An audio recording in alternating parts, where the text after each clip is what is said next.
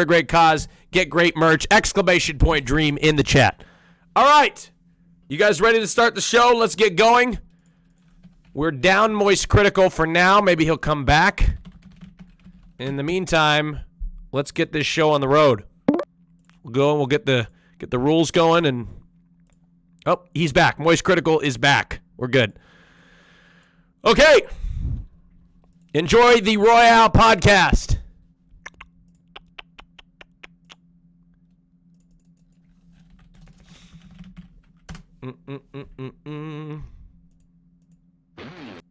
Oop. I gotta go pee.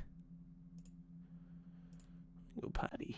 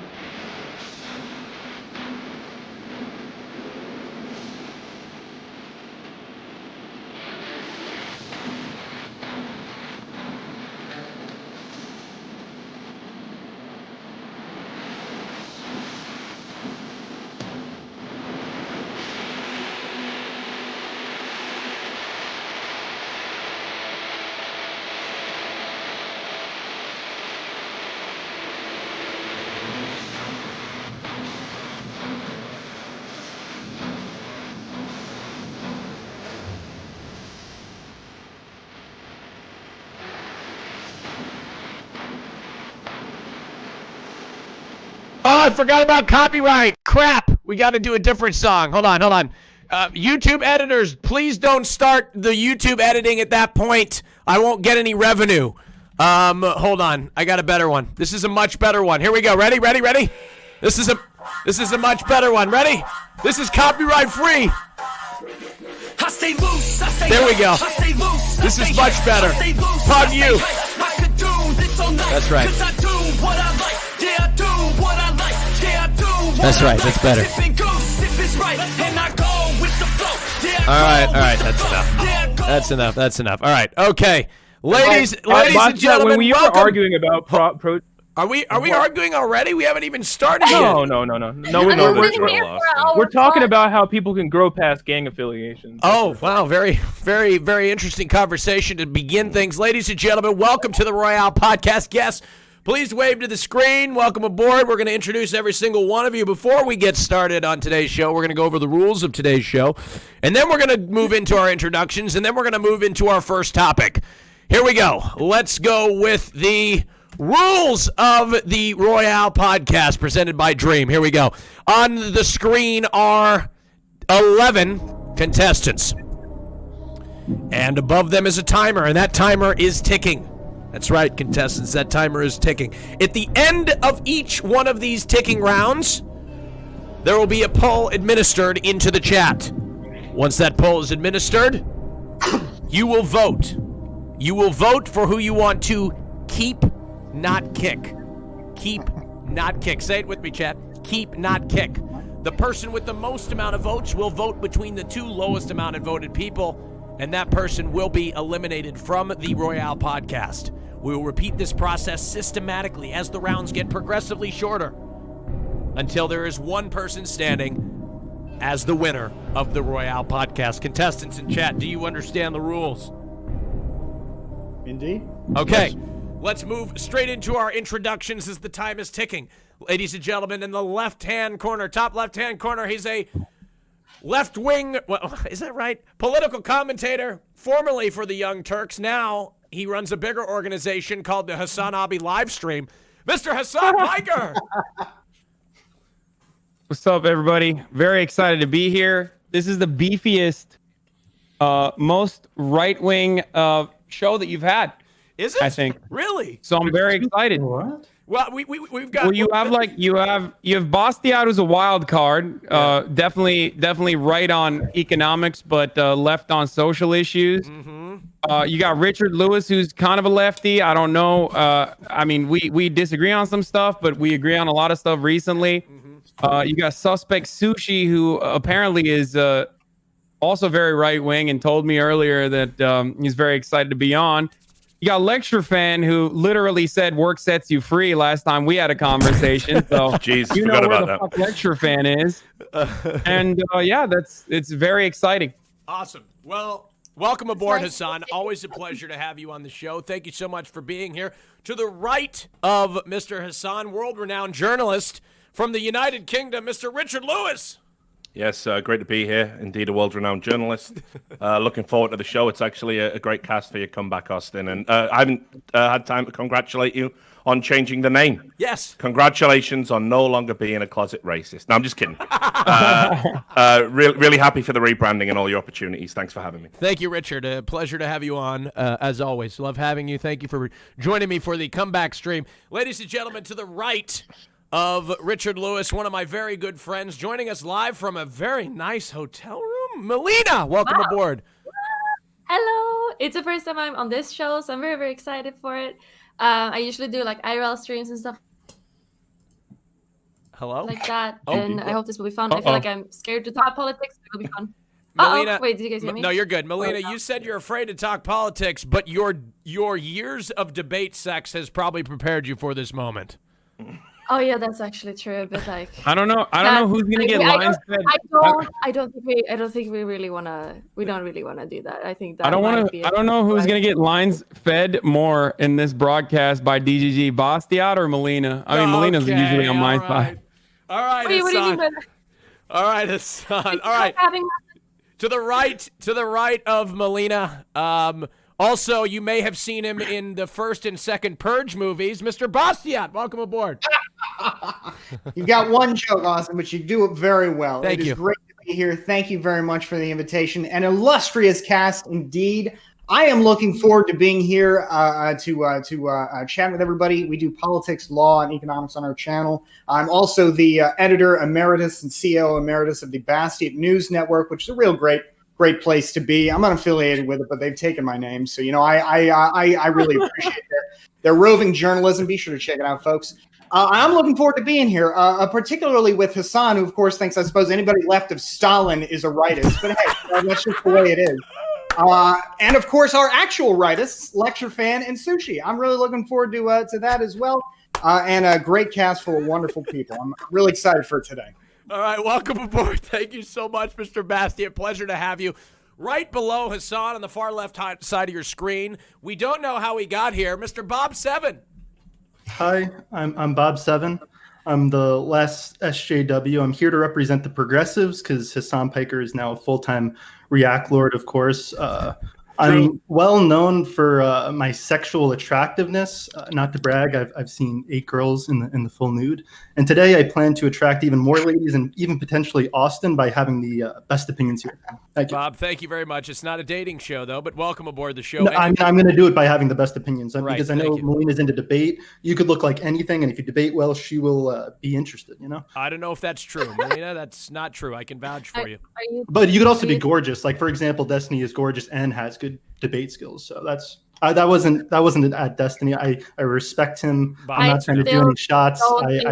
He's a cool guy. Sometimes I disagree with him. Thank you. Hey, Overall, you're here from I would say I You're not- respect him. I think you might be in love with Destiny, Bob. No. Bob, are you trying to steal my fiance away from me? To the right. Is that what you're trying to do all the time? Bob is sapiosexual, attracted to that intelligence. To the right of Bob Seven, joining us for the very first time, he's a conservative from the United States of America, proudly toting a Make America Great Again hat. Where is it? I knew it! I knew he had one. I didn't even know. That's unscripted. I had no idea that you had one. I'm pulling it out of my ass. I didn't know. Mr. Suspect Sushi, go ahead and introduce yourself, please. Hey, everyone, pleasure to be here. My name is Suspect Sushi. I'm a 10 to 20 viewer Andy. I'm fucking trash at everything I say, but I'm conservative about it at all times. I'm a black conservative from Southeast DC, grew up in the gutter, and I think everybody should pull themselves up by the bootstraps. I don't like Hassan in any capacity because he says we deserve 9/11, and he's also cool as Stalin. But at least he's pretty, so he's got one good thing going for him. Whoa! Other than that, I'm pretty happy to be here once again. Bastiat's cool, lecture fan cool, and I don't know everybody here, but I'm gonna follow. I'm pretty cool. You could say say you are, Bob 7. Honestly, you're probably the coolest person here. I'm gonna be honest with you. Thanks. I just want to point out that I am not cool with Stalin, and also I love Donald Trump. I don't know what he was talking about. I got my hat right here, brother. Yes, I'm pissed. I'm royally pissed. All right. To the right of Suspect Sushi, joining us from the set of Friends, Casey Tron. Go ahead and introduce yourself. Seinfeld. Oh, Seinfeld. Sorry. Oh, serious? I'm sorry, Seinfeld. I haven't watched Seinfeld in a while. My bad. Sorry. Boomer. I don't watch. I'm a boomer. I'm so sorry. It's Seinfeld. My bad. Casey Tron, go ahead. Introduce yourself. Hello, everyone. My name is Tron, is what I'm going by now, and I'm here to just offer the perspective of an international gaming superstar. Thank you for having me on, Austin. Thank you very much. Ladies and gentlemen, to the right of Tron, the cornerstone of media in the gaming community, standing at 6'4", 250 pounds of pure muscle, Rod Slasher. How do you pronounce your last name? Breslau. Breslau, welcome aboard the show. Thank you so much for being here. Introduce yourself. That was great, Austin. And what's going on in the news, I've been getting a lot of great comments, a lot of love lately online, a lot of tweets telling me all sorts of great things, a lot of DMs. They've all been really nice, and I feel like today in chat it's going to be just the same. Rod, you're getting more love online. You're getting more love online than you are in your DMs. Put it that way, brother. That's all I'm saying. So, with all this combined, I'm going to go real far today. Okay. I'm really excited. Amazing. Thank you so much, Slasher. I'm very much looking forward to having you on the show today. Bottom left-hand corner, joining us for the first time, I believe, on the Royale podcast, from a far distant land in Eastern Europe, Miss Ellie Moon. Hello, everyone. I'm a relatively new streamer, too. I started off just like playing games, being all ooh, but suddenly I sort of ended up in a place where I talk about uniting the whole world under one benevolent dictatorship. And I totally vouch to be that benevolent dictatorship, and I can't wait to voice my opinions today on the stream. What? Thank you for having me. How are you going to rise to power? What is your plan? With Ulu and power of anime, of course. That's what the ASMR mic is for, right? Thank you very much, Ellie Moon. Welcome aboard the show. We'll have to unpack that later on. Ladies and gentlemen, to the right, a very, very large YouTuber. This is his first time on the show. Ladies and gentlemen, welcoming Mr. Moistcritical. Hi, everyone. Yeah, I'm an Austin show virgin. I wouldn't worry too much about me going deep today. It started raining here. I'm in Tampa, and we're just discovering electricity. So when it rains, the power goes out. I've already dropped twice today, so you probably won't be seeing too much of me here. But while I'm here, I'll say some real popular opinions. I think rape is bad. Pedophilia is also bad. Very popular. Amen. Let's fucking go, baby. All right, good. Thank you very much. You've already won the show. Congratulations. I mean, we do have some conservatives here who might argue against us. Okay, well, let's not. Oh, come on, buddy. Come on, buddy. If anyone's more draconian about it, it's us, right? Let's not go there. Last but not least, ladies and gentlemen, please stand up and put your right hand over your heart. America's biggest patriot, touting an American flag and a Trump flag, Mr. Lecture Fan. Woo! Thank you so much, Austin. I am Lecture Fan. I'm the #1 conservative political streamer on Twitch, the #1 lawyer on Twitch. I'm happy to be here because it's August 2020. We are at the height of the most important presidential election since 1860. Donald Trump is the one man fighting against the most evil, corrupt swamp this country's ever known. He's had more hoaxes and scams run against him than any other president. He must win for the sake of America. Let's go. All right. Hey. Everybody, I are you on the like bankroll, worship dude? I one don't man understand. so Are much. you getting paid for those things? I love Lecture Fans so much. He doesn't even like try to hide his delusions like most Republicans at least try to appear normal at first. He just goes balls to the wall, baby. All right. That's 100% real. All right. Well, before we get started today, ladies and gentlemen, I want to welcome everybody on today's Royale podcast. Put your virtual hands together, ladies and gentlemen, for this cast on August 8th, 2020. Say hello, everybody. Say hello. All right.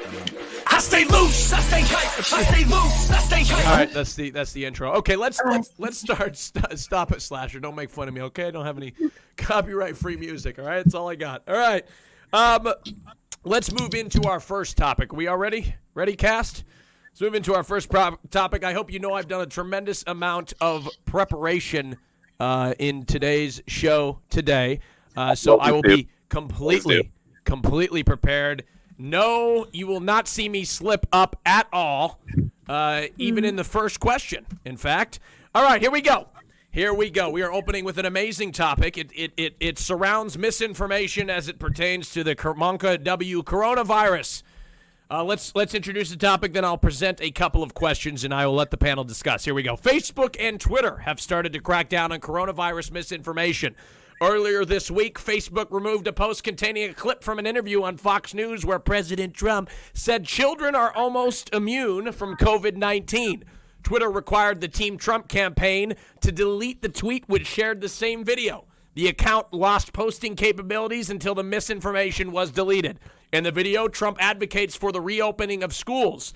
So I want to present the question to the panel. Do Facebook and Twitter have a responsibility to censor information, and why? And second to that question, is President Trump guilty of spreading misinformation? Let's start with the conservative side of the aisle, or whoever wants to speak. I'll open this up. Go ahead, lecture fan, please. Of course not. I mean, the question that should we be censoring things? Should we be burning books? Should we be shutting down speech? Of course not. The way that you counter this is with better information and better speech. And the only reason that they have to censor Trump is because they can't push back with logic and reason and actually win the war of ideas. So they have to censor him. And anybody that's going to defend that ought to just come right out and say, I support repealing the First Amendment too, because I don't believe in the principles and values that form the basis of free speech. No, it is really hard to use logic against Trump. He's right. Okay. It's outrageous that you're trying to bring the First Amendment. Basti, go ahead.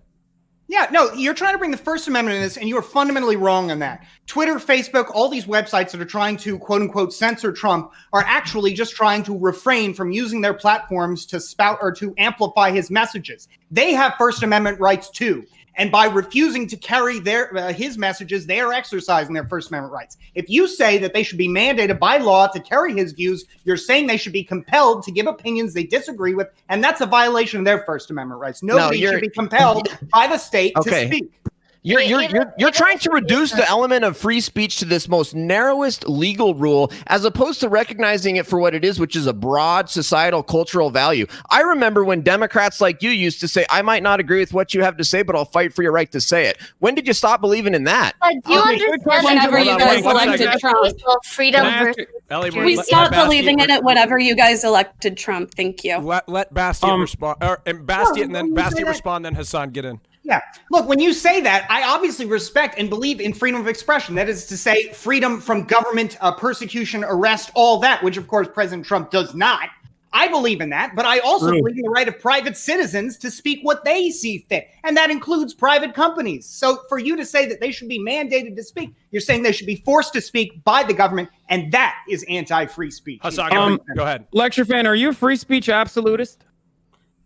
No, I think that if you're actually advocating violence, you're actually committing crimes. That's where I draw the line. And that's where I think these platforms should draw the line. If you're actually committing a crime, aka planning violence, if you go up to somebody and say, hey, I'll give you $1,000 if you kill somebody, that's a crime. That's not free speech. So no, of course, no. I don't think very few people are free speech absolutists. The reason why you're against some forms of speech being limited, or the reason why you're for some forms of speech being limited, is the material harm that it causes the people, right? Like crime. Yeah, there's an actual standard for it. Yes, and there's an actual standard for it. Okay, and by the way, so don't you believe that misinforming millions of people from the bully pulpit, a very powerful tool that the president has, is potentially causing irreparable harm to millions of Americans? You know what? Nobody's directly representing. No. He's directly. Hassan, finish your thought, and then I want to have Suspect Sushi respond. Even if we don't talk about the immediate consequences of people thinking that coronavirus is fake, or not wanting to wear masks or whatever, any number of different things that Trump has actually gone back on, leaving all you conservative defenders of Donald Trump to look like absolute cucks when he's wearing a mask. even when we don't think about that, I mean, think about the economy. Think about the economy, lecture fan. I mean, I thought you loved the economy. What kind of significant damage has been caused by prolonging the unfortunate lockdown that we have to be subjected to? Well, the rest of the world is laughing at us and have been able to at least go back to some kind of daily norm that they had pre-lockdown. The only reason why we're still in an extended lockdown is because we still have a significant problem.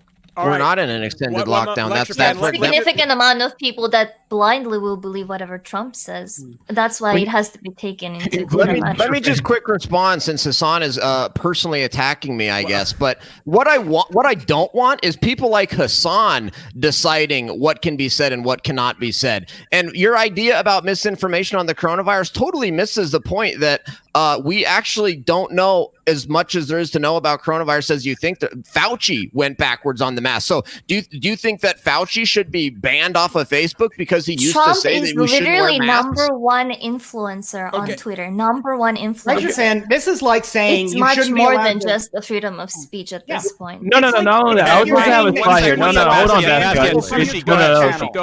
You understand that Trump was directly referencing the American Association of Pediatricians, which was made over 67,000 pediatricians that all fucking said that children should be in schools, right? Are you in disrepute with them? Like, what's your fucking issue? I actually do agree the significance of reopening the schools and how important it is, except every single study conducted on the matter, with the exception of Israel, which they refuse to ever talk about, where kids going back to school did actually lead to really harmful results. Every single other country that has looked at children potentially spreading coronavirus, has entirely different circumstances. They were actually able to mitigate the first wave of coronavirus spreading. So did we. So the 67,000 pediatricians don't understand that. They don't understand the ramifications of these, and they shouldn't be advocating for it. Yet they are. How do you explain that? A typical conservative move here. You've totally changed the subject altogether because we were talking about freedom. No, that's literally about coronavirus. No, he was saying changed it. Hassan was saying, and I hate to agree with Red Hassan here, but he was saying that some views should be that is say that you should have the right to moderate your platform to exclude views that can be dangerous and They harmful. moderated Trump. They fact-checked him on something that he was literally would agree with that if it were applied to you. About, though. If somebody was in your Twitch chat, for example, spreading racism or whatever, you'd feel absolutely comforted and justified in banning them because you run a platform and the health and vitality of your platform depends on your ability to moderate that. So why did the AAP not get banned from any platform, but Trump did? You're telling me there wasn't a bias in that? Are you fucking serious? It doesn't matter. It doesn't matter to the bias, which basically means yes, there is. These are Americans with the same First Amendment rights you have, and they have the right to ban who they like for whatever reason they like. Wait. If that's the case, then how come they made it like? Why is it against the rules for Trump to block people then? Like, they say it infringes on this person. Here's the big difference. President Trump, here's the difference. There was a court case with this. President Trump is a government official, and when he uses his Twitter for government purposes, that's like excluding an American arbitrarily from the receipt of information. Actually, isn't that the exact reason why he uses real Donald Trump and not POTUS? No.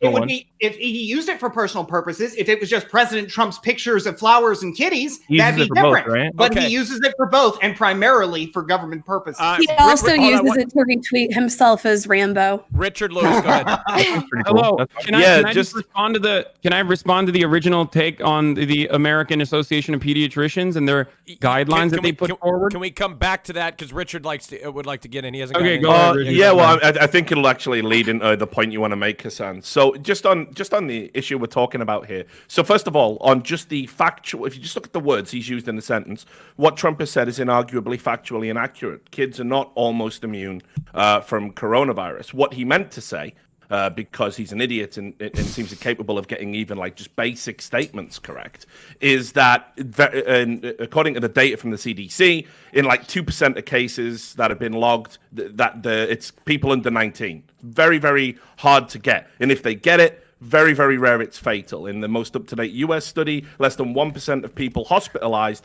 come from that demographic of children, and the fatalities is infinitely small by comparison, but they can still get it, obviously, and still will have it. And he spread never said it. they're completely immune. He said they're children that will almost certainly immune. die. Yes, so yes, you just said almost he's immune. right. Almost No. That's a subjective statement. No. You see, guidelines that they were let's if I may just finish. Adherence and the mask wearing and all that things. Yeah, let's if I may just finish. That isn't immunity. Not dying from something you carry isn't immunity. It means that the symptoms don't affect you as drastically. He didn't say they're immune. You still have them. He said they're almost immune. That's false.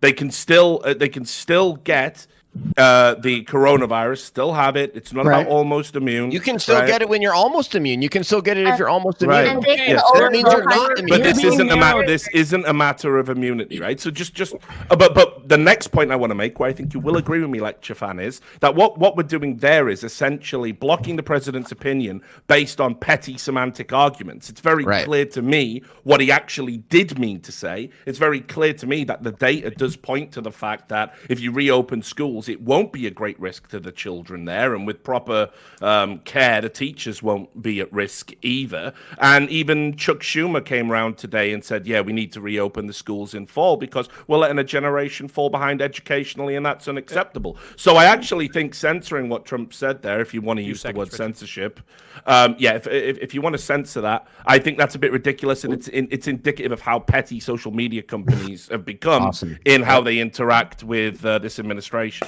But it doesn't mean Trump's right. Hassan. Okay, so we were talking about the AAP guidelines, right? And I originally, and this might shock some of the conservatives here, was arguing with my own audience every single day when both these guidelines were being pushed forward about reopening the schools and the necessity to reopen the schools. And I got a lot of pushback from teachers. I got a lot of pushback from school nurses. I got a lot of pushback from students themselves. But the reason why I changed my decision later down the line, regardless of what Chuck Schumer has to say or any number of people have to say, is because the AAP is offering guidelines, but I know for a fucking fact that we're not going to follow said guidelines. The American education system is currently crippled, okay?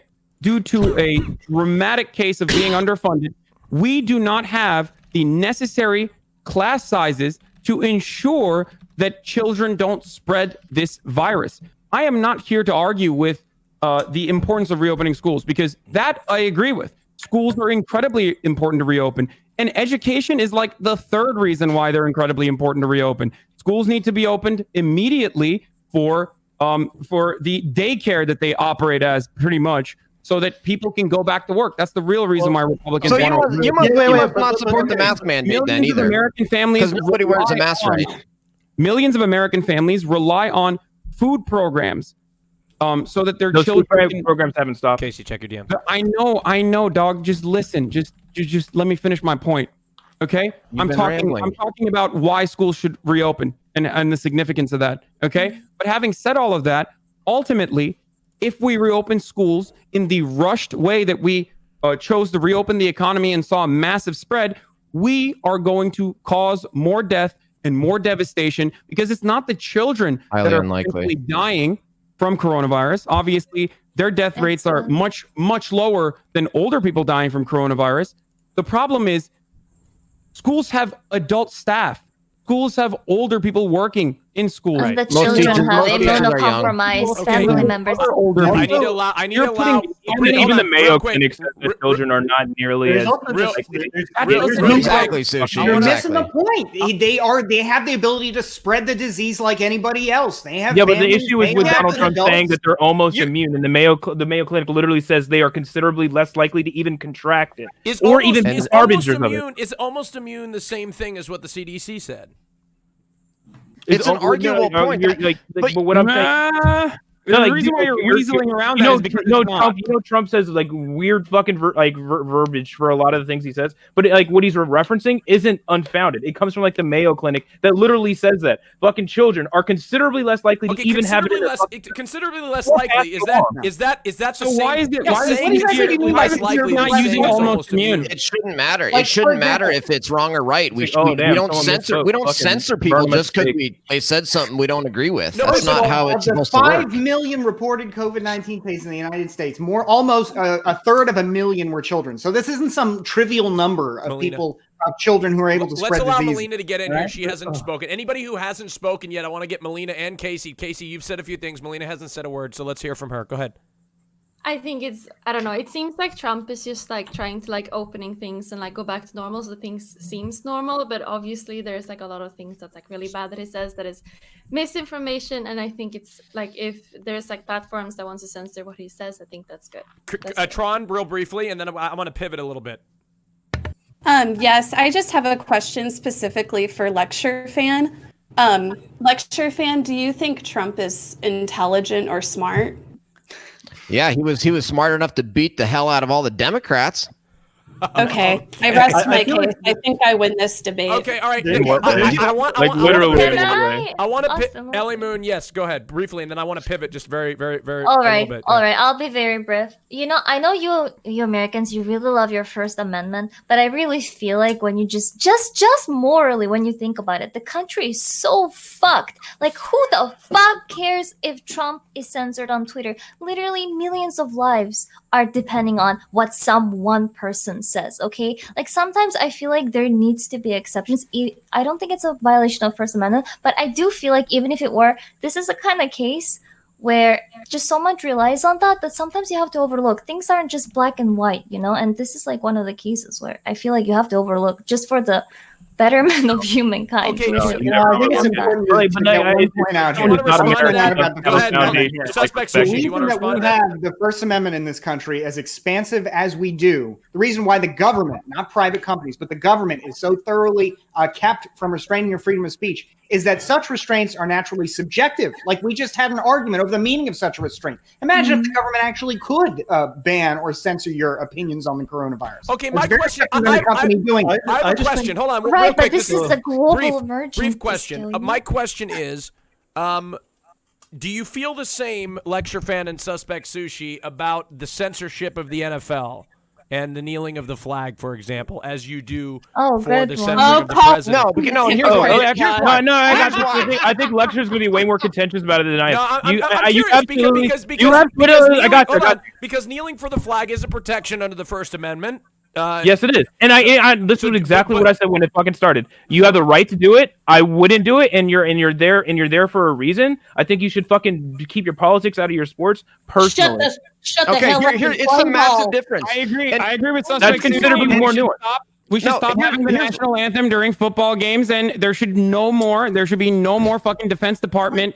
You understand why they do that, right? You understand why they do that, right? I really want to huge amount of money from the government. Charlie, if you want to get in here, you just let me know. Based as fuck. Let's hear it. What are you going to say, Can I please explain? Okay, the social media companies are a natural monopoly. Bastiat is basically saying, hey, if you don't like what the power company is doing, go get a different power company. But these are natural monopolies. They've taken over the role of the public square. They're in a unique situation, and functionally, they're essentially they're incredibly important to our public discourse. And nobody's talking about, is this a narrow technical legal violation? Nobody's arguing that. We're arguing about, is this good or bad? That our public squares are censoring things just because somebody doesn't like it. Okay, so just to be clear, hold on. I really got to respond to this. We're not just censoring things, we're also defunding. This doesn't matter because you, at the end of the day, don't care about individual freedom. You're happy to sell it down the river if it means that Trump can, I guess, have an easier time saying whatever he wants. Instead of being consistent and acknowledging there's nothing natural monopoly about Twitter. They've got competitors. Facebook, Parler, Google Plus, natural monopoly. Natural monopoly there. We're all here on another social media platform ranting right now. Okay, so if I may ask you a question, natural monopoly right now without googling, because you are so fucking wrong. Natural monopoly is a actual economic term, and you're just bastardizing it. But you're just that's why I use the term, because I know what it is. For sure. They are monopolies, but they are not natural monopolies. What the fuck are you talking about? Yeah, Google it right now. Social media companies don't just naturally only work if everybody's on them. Oh yeah, it's real easy to start a new social media company, take out an existing one, right? The reason why it's now is because of the monopolization of social media companies. But technically, they are not natural monopolies. Natural monopolies mean that there is Tell that to the antitrust division of the DOJ. Barrier of entry. I cannot believe a Republican yet again fails to fucking understand a concept so simple that it's basic economics 101. This is literally a fucking Econ 101 I think you should at least Richard, briefly, Bob. I just think we could all agree that like Facebook has historically had like a misinformation problem. I remember like years ago, I took a Harry Potter quiz and they said I was a Slytherin, and I'm definitely a Hufflepuff. And I think that there's degrees of misinformation. But what's wrong with being a Slytherin, my dude? Wait, what's wrong with being a Slytherin, my dude? So I was gonna ask Basti a question. Richard, hold on, Richard. Go ahead, Richard. Yeah, I was just gonna ask Basti a question, and that is kind of like, do you believe that the platforms need to sort of have some form of qualification when it comes to choosing to censor misinformation as it pertains to medical issues? So for example, we've seen multiple platforms remove doctors who have spoken about, hydrochloroquine or other forms of treatment, and they've had their views censored. What qualifies the tech platforms, in your opinion, to remove that, and should they be qualified? I think the qualification for them to remove or moderate their platforms is that they own the platform, and it is not a public square, as Lecture Fan says it is. It is a private institution. Now, I recognize there are some implications of that I don't personally necessarily like. For example, as I imagine we might talk about later, Twitch bans, right? The company doesn't have to explain anything. That's very annoying. It would be nice to have a terms of service that would account for that. There's some quality of life improvements I can imagine. But at the end of the day, the reason I think the platform ought to be able to moderate itself is that it has a First Amendment right too. So Democrats want every single industry regulated. Every single industry has to be regulated. Heavy regulation. But if it's social media companies, boy, they're free. Here's the fundamental difference. Lecture Fan, I really want to respond to what you said as far as regulation goes. Here's the difference, all right? I think you'd acknowledge this difference if we were talking about something like a church, for example. But because this is social media, maybe you don't feel the same way. At the end of the day, our First Amendment does mean that social media companies, for example, have greater protection in what they do than, say, the power company has in what they do. Which, by the way, power is not necessarily a natural monopoly, but it is a regulated monopoly by the state, and that's why it's a monopoly. You couldn't do the same thing with social media under our First Amendment, even if it would be a good idea, and of course it'd be a terrible idea. Even though I do agree that if you are actually against social media censorship because, I don't know, I guess people aren't responding to your dumbass tweets as much as you'd like, then yeah, break the monopolies apart, I guess, brother. Turns out all of a sudden people respond to your dumbass tweets all the time. What's your point? Why, for example, would you be against the NFL doing what they do, Lecture Fan? Like, they are doing the same thing. They are doing what they believe is the best for their institution. Okay, here's the difference. The NFL is not a platform. What do you mean it's not a platform? The NFL's not a platform. Dude, people get fired. Dude, wait. People get fired. A platform and a publisher are different things all the time. What is NFL? If you mean in terms of poll in our culture, the NFL is massive. That's why they were doing protests at these NFL. It's just not the same. Wait, what's going on? The NFL's not. You have to describe why it's not the same. Yeah, this is back to the Trump interview that just happened. That you just ask a basic platform is a defined term. A platform is literally a defined term, just like a publisher is. That's what the Section 230 debate is all about. Okay. Let's. I think we're gonna get too in. This is. It's too nuanced for this discussion. Trump likes one, he doesn't like the other. I want to move just very briefly here. We're technically a little bit over for the first round. Charlie, if you want to get in, let me know. People have been saying it. I'm not sure. If you want to say something, go. No. I think I made all of my points here. Okay. I think Thank you very much. Very strong points you made, by the way. Thank you. Okay, so Charlie, I'd like to just ask briefly. This would be something that a lot of people can participate in, and that is just the overall handling of the coronavirus. Do you think Trump has handled the coronavirus well? Specifically as it compares to the rest of the world? Let's start with Lecture Fan. Absolutely. Yeah, no. So here's the standard. The standard that you have to use, because this is a purpose of mitigation when there's a pandemic. The whole point of mitigation is to flatten the curve so our healthcare systems don't get over. In the United States of America, our healthcare systems were never overwhelmed. Everybody that needed a ventilator needed one or got one. What about Texas? Everybody that needed healthcare got it. We had a resounding blowout success in flattening the curve, and it was a huge success, and our hospitals were never overwhelmed. Trump sent up the hospital ship to New York City and built a whole entire hospital in the Javits Center, and they were empty. Most of our hospels have been empty throughout the freaking pandemic. It's a huge success. Wait, how did Sweden fucking do it again? Hold on. What? I want to know what Lecture Fan's smoking. No, Melina, go ahead and respond. Wait. I mean, I can't say that Sweden has handled this very well at all, but like, I don't know. In Like, your it's opinion not, on it's how not we did like it you doesn't can matter. say, like, you can, but like, you cannot say that like Trump has handled this well at all. Like, it's like incredibly fucking bad. It seems like states has done like different things, and what Trump I is trying think to do now is like proportion trying to says do things. That's Okay. how it's supposed to work. Lecture fan, we are Lecture fan, one. you're not even We're about pro 4 to mandatory 5% of the world population, and we've got 20 to 25% of the cases and about 20% of the deaths. How is this? That's in because universe? that's because Yeah, we like, do what- testing. How can you Wait, say hold on, that Lecture fan. it's That's not because why? good? That's because why? Well, for the cases, it's because we do testing and we No, have but high hold on, GDP and we have a No, lot no, of no, travel. You started Let's doing real the talk. I wish testing Trump way failed too so late. bad You that the started to do the 2.2 testing million way too dead late. ended up being under 200,000. Like it's a really fucking huge fuck up, right? Then why the fuck would you ever bring up Sweden? Because the What alternative. didn't I'm lock saying down. is like They you're never like, did a oh, it's like lockdown. America did so bad. One sec, But Sushi. Trump himself says if we didn't do anything, right, and that's the example that you use about Sweden, we would have 2.2 million dead. This is the hilarious part about Republicans who always contradict themselves. conservative, not in the Republican. same in the same sentence, you contradicted yourself by one. Simultaneously pointing out that Sweden is doing a good job when they're not, especially No. I said they are. I said they are not. neighboring- Definitely they are not. especially in They're not comparison doing a to. good They hardly job have doing any it. I said cases they are. of I death. said they are What not. do you Why- mean? guys, one And second. then Let two, you Hassan followed it finish. up by saying 2.2 million dead if we didn't do anything, which is literally what fucking Sweden did. Now, having said that, I want to go back to the testing more nonsense that Trump always talks about. That Lecture Fan is repeating here, of course, because he's incapable of forming his own coherent thoughts. Okay.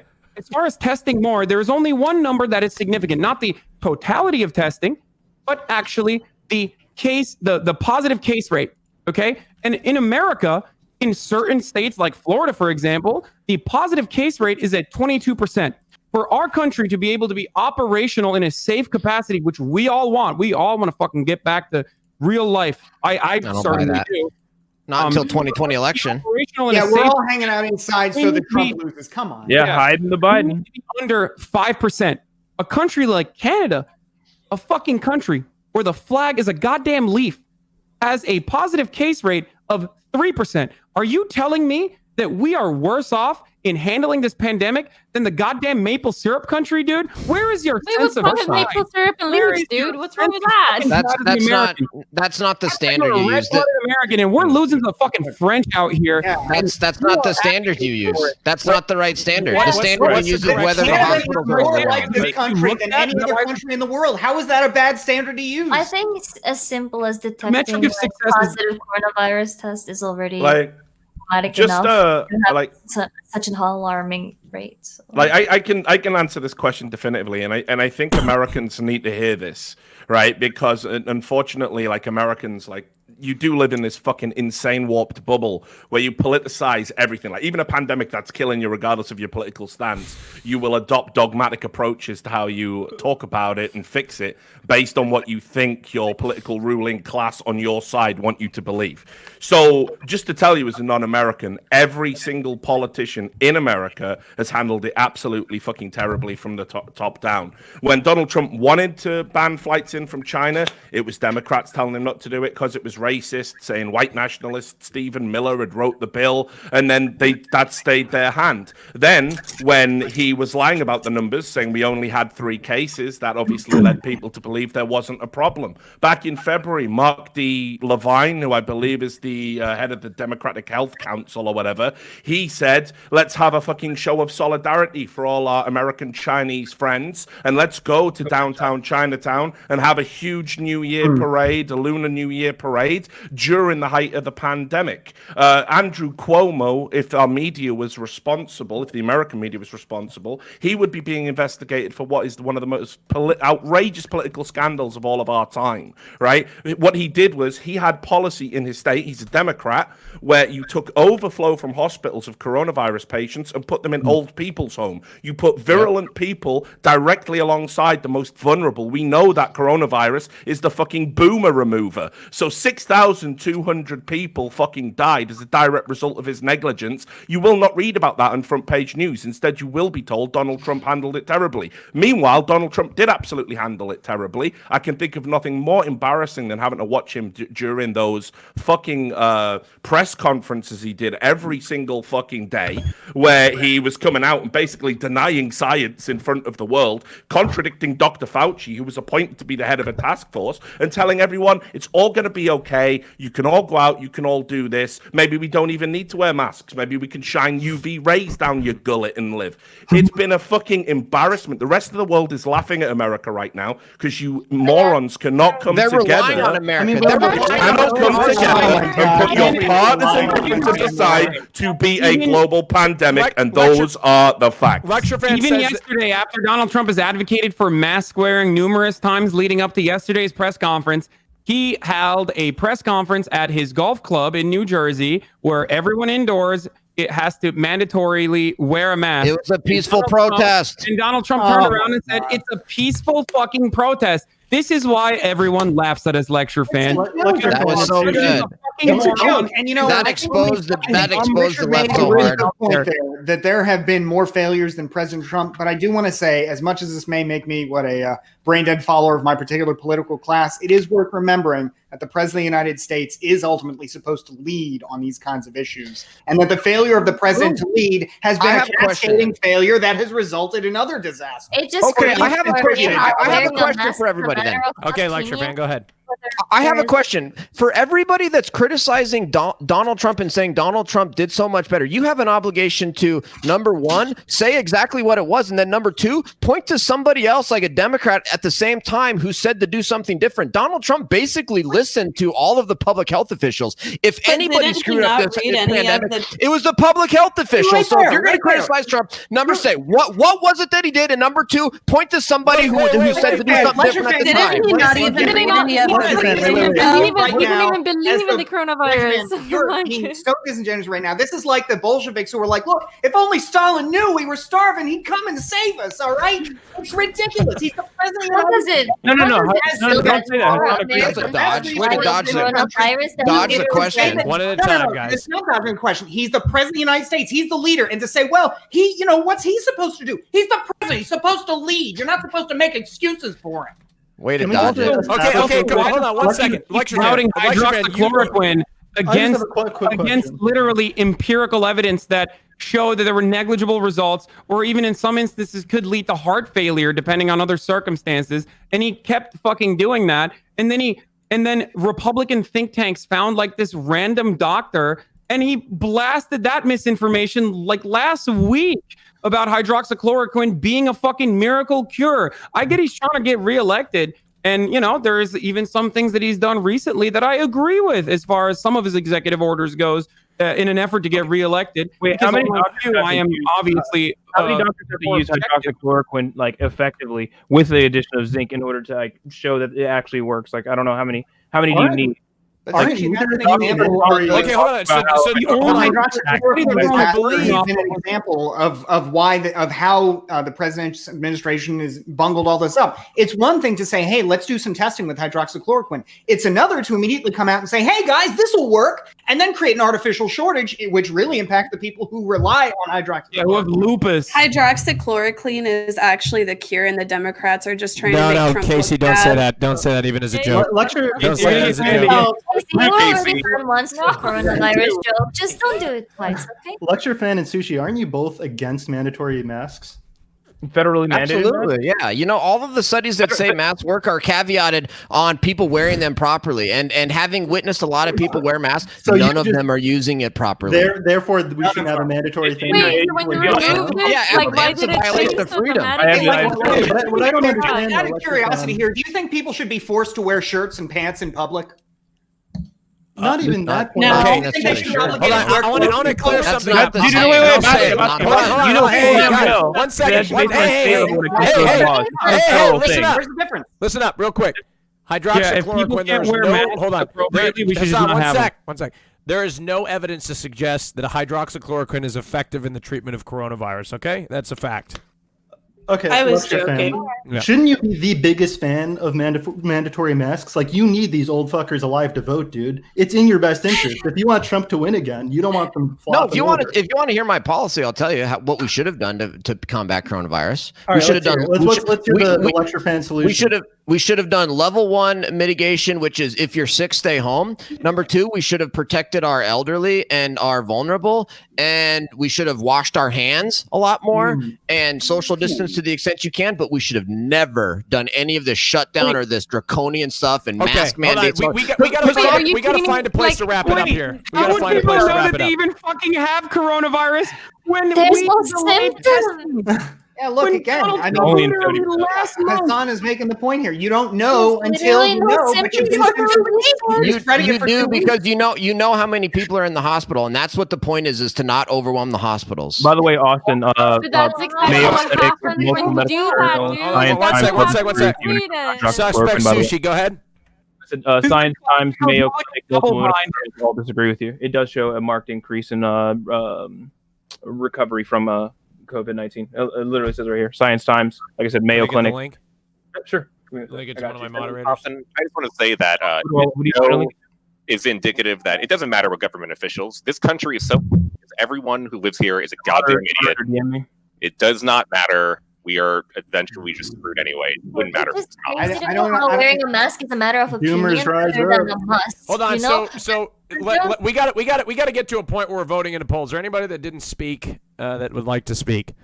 From what I understand, Dr. Fauci he came on television to say exactly what I said. Suspect Sushi is that the trials. I can't remember specifically what he said, but something along the lines of inconclusive or not showing any benefit whatsoever.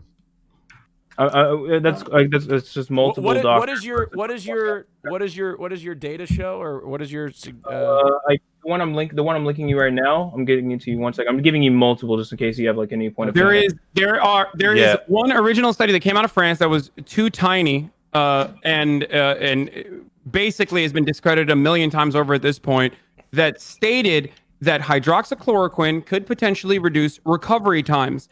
What we now know is that study has been falsified numerous times over. I assume what Suspect Sushi is currently talking about on top of that is the likelihood that, or not likelihood, but hydroxychloroquine's potential capabilities of reducing recovery times for people who are not severely impacted by coronavirus. But unfortunately, due to the nature of the disease, the novelty of it especially, most people would never work off of that evidence. By the way, not one of my links mentioned France anyway. Especially when numerous other much larger studies that have been conducted have shown otherwise. It's ridiculous. By the way, has gone on to former FDA Commissioner Scott Gottlieb, for example, and said hydroxychloroquine, quote, definitively does not work as a coronavirus treatment after going over several studies. I think the fair way to say it, though, would be the medical community is divided. There are definitely studies that advocate for it. There are definitely studies that advocate against it. There's no consensus on it right now. I understand there are like the point of contention is only using hydroxychloroquine. When it's supplemented with vitamin C and zinc, what they actually talk about. But this is where it gets dangerous. So I don't know if you saw the article a couple of days ago in Forbes, where they're actually delaying the medical group that have been tasked with this by Trump. They're actually delaying the convalescent plasma studies so Trump can see if hydroxychloroquine actually works. So now we're delaying something that we know definitely works, the plasma studies. I don't think there's been any that show that this will not help you have immunity out there. And now they're delaying it because he's got a hard on for being right about hydroxychloroquine. This is what I mean. It's like, listen, why America can't have a world leader that can't just like defer to fucking science? How science even gets this politicized? This is a unique failing and a unique issue with an American society today. We got to wrap this round up, guys. Yeah, I just wanted to. Like, masks should be a no-brainer because, like, there is infinite reasons to wear a mask. Like, even Twitch chat, you could use it to your advantage. A lot of you have weak jaw lines, and maybe you could have more success with the ladies if you cover that shit up. And of course, you just save old people. You don't want to kill them. What does the science say about a wet mask putting in your pocket and pulling it out of your pocket and then putting it on your face and adjusting it constantly and touching your face and... I like the lecture fan. Hold on, guys. We're gonna get into masks. Hold on, hey, we're gonna get into masks. We're gonna get into masks. I like this image. We gotta vote. This thing is. We gotta vote. We gotta vote. Okay, we gotta vote. In the chat. Hold on. We gotta vote, please. Fine. Please, we got to vote. It's too hard to follow the law. Therefore, chat. there should be no laws whatsoever. No, that's all we you gotta just vote. saying that. Hey! You are literally indirectly killing people. Order! because- Hey, we are voting now. The round 1 poll is in the chat. You are voting for who you want to keep, not kick. Keep, not kick. Keep, not kick. Very important distinction here. Keep, not kick the person with them. Can I just make one point while we're The voting? most amount of votes. 1 second. Let me wait till I get this message out. Keep, not kick. You're voting for who you want to keep, not kick, as I had mentioned. All right, the person with the hottest girl here. Okay, all right. All right. Thank you. Let's move right now. I'm Keep, not kick. voting. All right, hold on. Before we move forward, I'm just going to preemptively say goodbye. No, you're actually in second place. Congratulations. It's a weird phenomenon, but it happens. Yo, can I go take a leak? Yeah, thanks, Bob. Lecture fan, what did you want to say? Oh, well, I was going to say something about Hassan. I feel bad saying it since he's gone now, but I'll still say it. He was saying that the American Academy of Pediatrics or whatever says that we can open schools and we can open schools safely, but it's very difficult to do it. We don't have the know-how to do it, et cetera, et cetera. The same can be said about masks. Masks work if people wear them properly, but you know what? Putting them down wearing them as a chin mask, putting them in your pocket, setting them down on the ground, getting them all wet, and then on the floor and putting them back on and touching them constantly. That negates it. Yeah, lecture At fan. least Even if you have a trying. point there, even if you have a point there that they are ineffective if not worn perfectly, the fact is that wearing them in some degree is still more helpful than not. Unless you're imagining that all Americans are just wiping their masks on the floor, nobody is wearing them properly, nobody is wearing them, in any helpful fashion. On my observations, they're not. They're good, even if many people aren't. The fact is, some people at least are. No, because And the idea that many people aren't, by the way, really devalues the intelligence of the American people. It's because Lecture Fan actually knows how fucking stupid his audience is, and that's why he can, Well, I'm not gonna say that. Lecture Fan has a lot of brilliant, big brain conservatives who watch him. But I think it's ridiculous to say that masks are just, they're just these ineffective tools. If you want to come at it from a freedom angle, I never said you're saying that. they're fun. You're saying they're basically ineffective because nobody wears them. All right. Which again is ridiculous. Isn't that and backing that up with anecdotal evidence from, I guess, himself and people around Okay, him. But, guys, let's move on. We hilarious. have to make an elimination. Hassan, you have won. Because you assume that people are too stupid to fucking follow these rules. Hassan, you have won You try to educate people to wear the mask appropriately. Hassan, you have won the round. Congratulations. With 47% of the vote. Congratulations. You must choose to Hassan has a eliminate monopoly. between the two lowest amount of voted people. Who are they? I did not look at the results. I mean, we already know who's going, but Slasher and Suspect Sushi. One of you needs to be eliminated from the show. I feel like I made a lot of good points.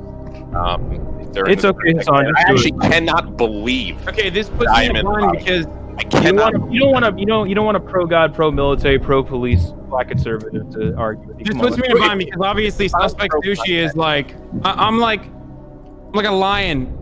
You know what I mean? Waiting, playing with my meal. keep me on then. Sushi. Wait, So let- obviously, hold on. why the Suspect fuck Sushi, would I kick him out? But also at the same time, I want to make fun of Slasher for, the Dr. Disrespect stuff. Tell us what happened, bro. That's something that we're going to talk about later, and I feel like it's important that he's here for that. So I truly don't know. Slasher, just tell us in a video game, dude. They can't sue you. Dude. This is devastating. This is devastating and also not good for my content brain because both of these individuals in the bottom right now are peak content. So the better content is for you to argue with him later. Oh yeah, of course, but also like Rod's here for the doc story as well. See, will you leak the doc information, Slasher? If you say, story, Come and on, say it. for sure gonna fucking put me off because just say it, dude. Come on. No, guys, come on. If you say the doc, let's be if real. anything, you have to wait. Are you drawing it afraid out. to say because you'll be sued? I'm gonna be killed. Actually, Come on, Slasher. Okay, I'll kick Slasher to save him from further getting owned by literally every single person in the chat when we inevitably come to the Dr. Disrespect conversation and everyone is yelling at him and stuff. He's a good boy overall, and you guys should not be mean to him, and you're being too mean to him. So Slasher? So I'll kick Slasher to save him. Oh, okay. Hassan's being empathetic. Yeah, that's definitely right. Okay, Slasher, go ahead and shout out your channel. Can I ask a question before you go? No, Bob. No, you can't. It's a real quick one. No, you can't, Bob. My channel doesn't exist because I don't stream on Twitch, so you can go there to not watch me stream right now. Okay. Well, wait, Slasher, what's your Twitter? Thank you for having me. Had a great time. I thought I had a lot of good points today. I think you did. What's your Twitter, Slasher? I can't go further. The answer to the doc is well, cliffhanger. Thank you. Go follow him on Twitter. Let's continue our conversations.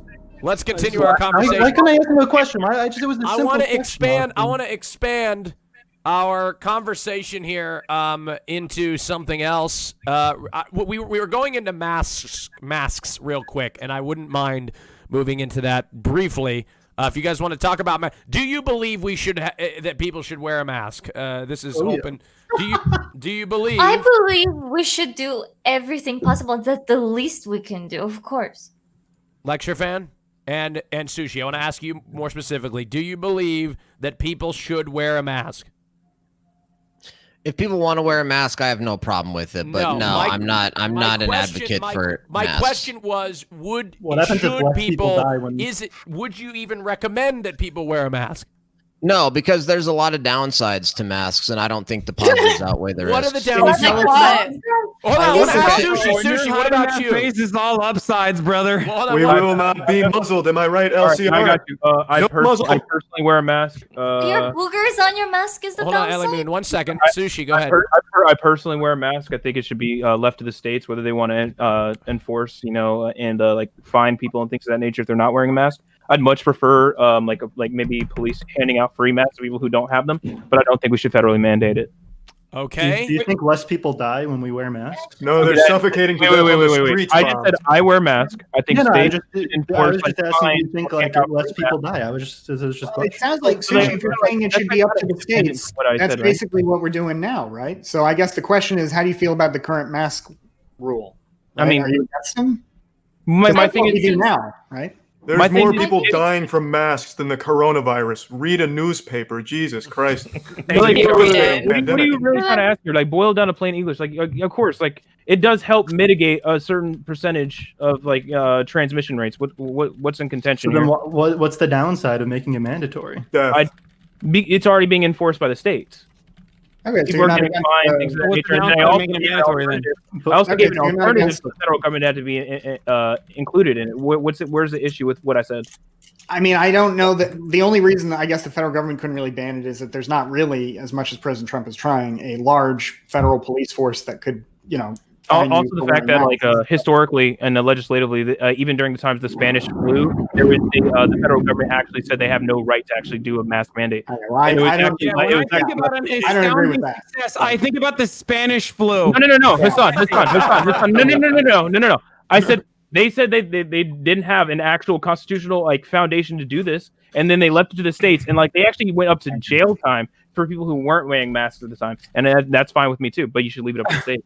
Bastiat, states can't enforce them either. I don't know if you know, but there's a lot of problems with trying to enforce them by the states too. It's not like states are just wonderful at enforcing mask mandates. States have, as far as you want to say that states shouldn't be doing it, I guess that's some philosophical dispute, but states absolutely can do it. They have their own police forces. They enforce public health laws all the time. They've got the authority. There's this case, Jacobson versus Massachusetts, says you can mandatorily vaccinate. So they have all the authority to require you to wear masks. Jesus Christ! Holy shit! This is what we need microchip for. Police, if they see someone without the mask, I'd say they're allowed to take whatever action. That's a violation of the Eighth Amendment. But at the same time, are we just gonna let Lecture Fan completely guide the conversation away with a weasel ass point by saying, "Oh, if people want to wear them, they can." When the question directly was, "Do you think people should wear masks?" And I answered it directly. I said no. I want to hear the downsides. Okay, here's the downside. There you go. There's our point. For everyone to be more enlightened with this lecture. Go ahead. So the downsides is that studies show that mask wearing increases your chance of having headaches. It also can cause other problems.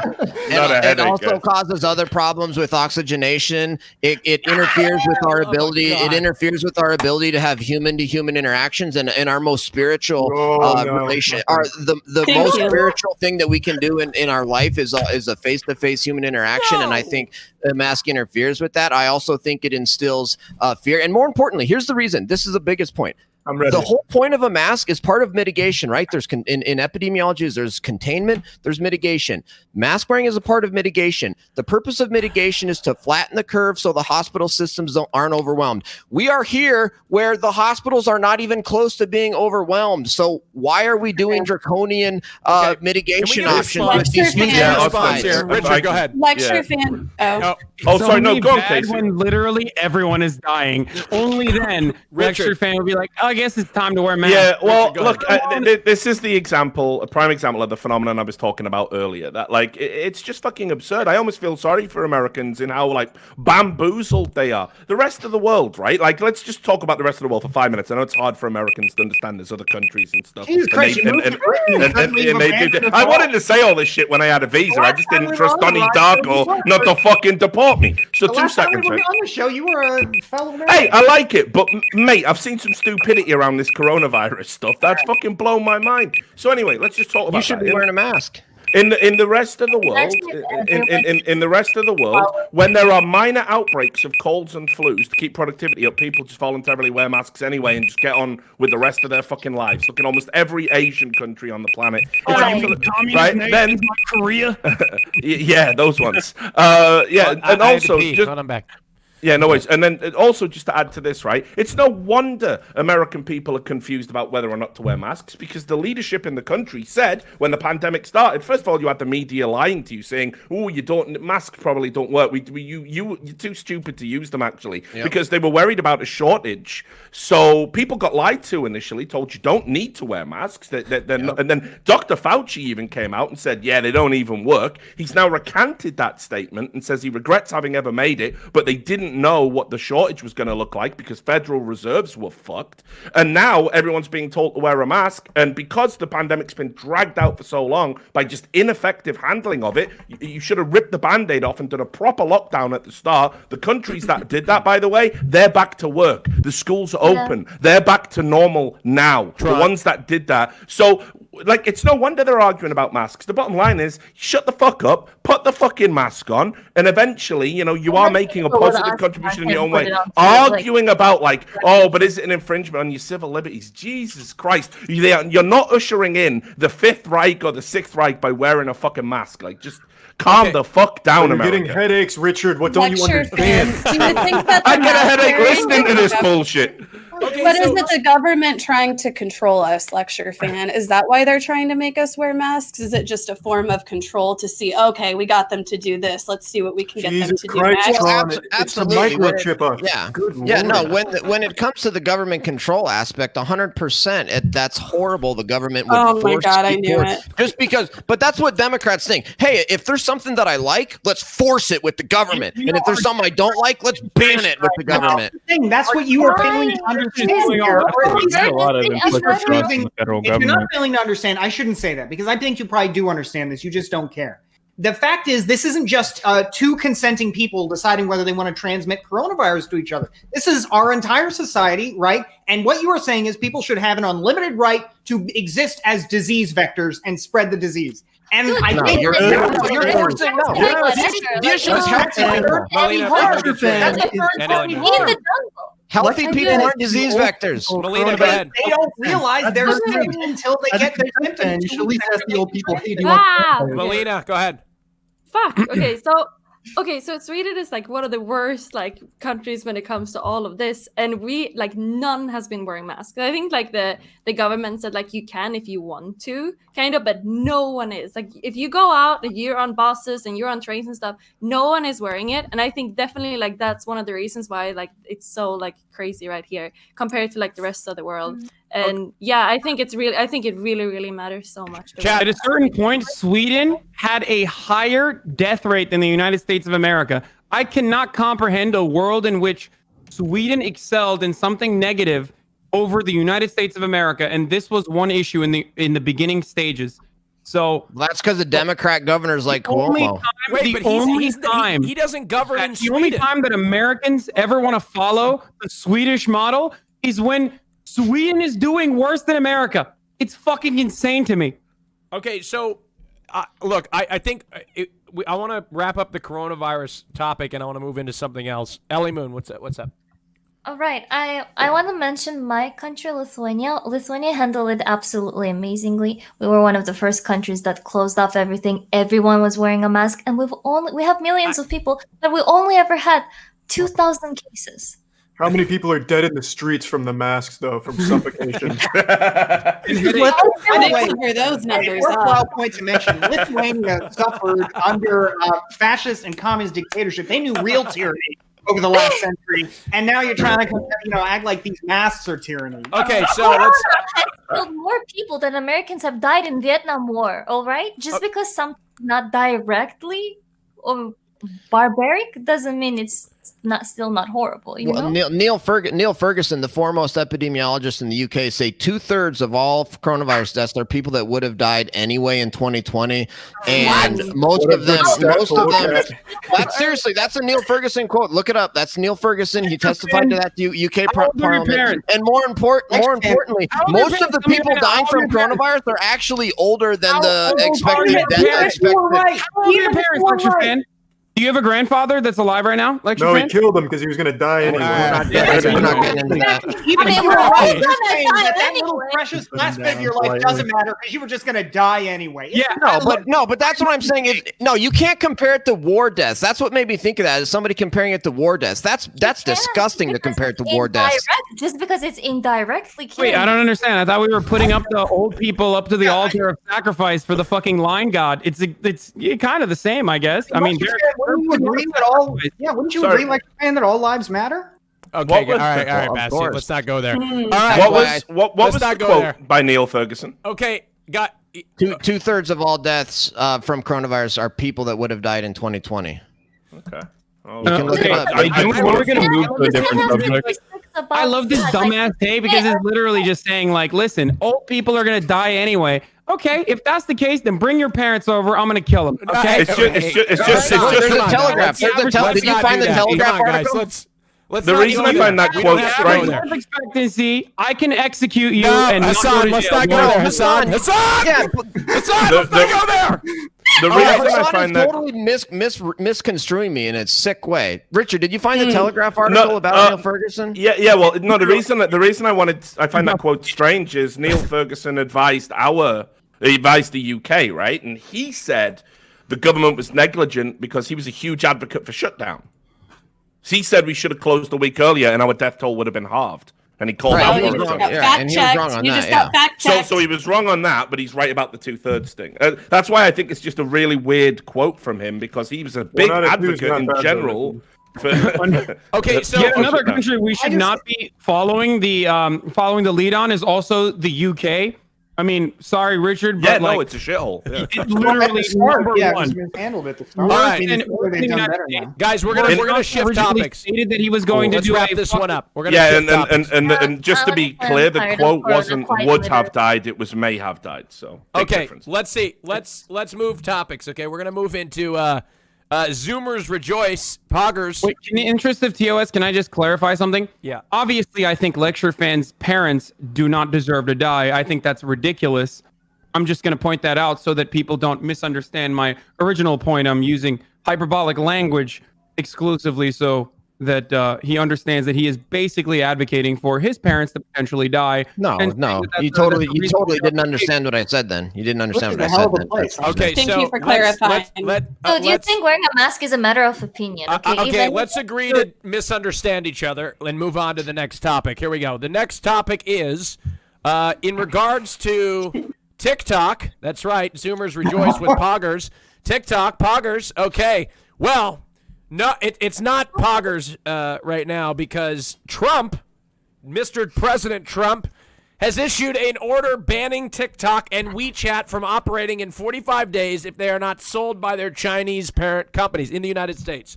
The order regarding TikTok prohibits after 45 days, and I quote, any transaction by any person or with respect to any property subject to the jurisdictions of the United States by ByteDance Ltd., which is the Chinese company that, excuse me, I misread it. ByteDance Ltd., which is the Chinese company that owns the platform. His order alleges that TikTok automatically captures vast swatches of information from its users, including location data and browsing and search histories, which threatens to allow the Chinese Communist Party access to American personnel and proprietary information, potentially allowing China to track locations of federal employees and contractors, build dossiers of personal information for blackmail, and conduct corporate espionage. Do you believe TikTok is a safety concern for the United States of America? If the Chinese Communist Party wants our data, they should do it the goddamn American way by purchasing it directly from Google and Facebook and any number of other applications that are American, damn it. That's the way to do it.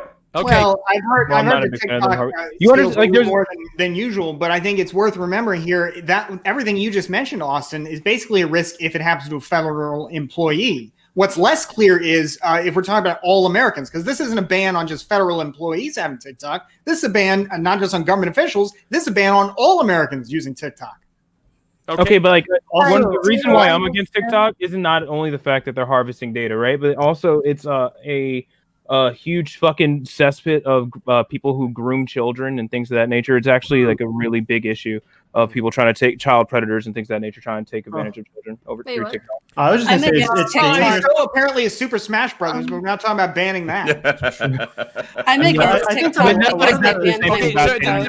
But do you agree with banning TikTok, Sushi, under the pretense that Trump describes in this executive order? Yes? Yes, but there's even more reasons as to why you should ban TikTok. Lecture fan? Wait, I don't understand. Obviously, grooming children is horrific and horrible, and we should prevent it as best as we possibly can.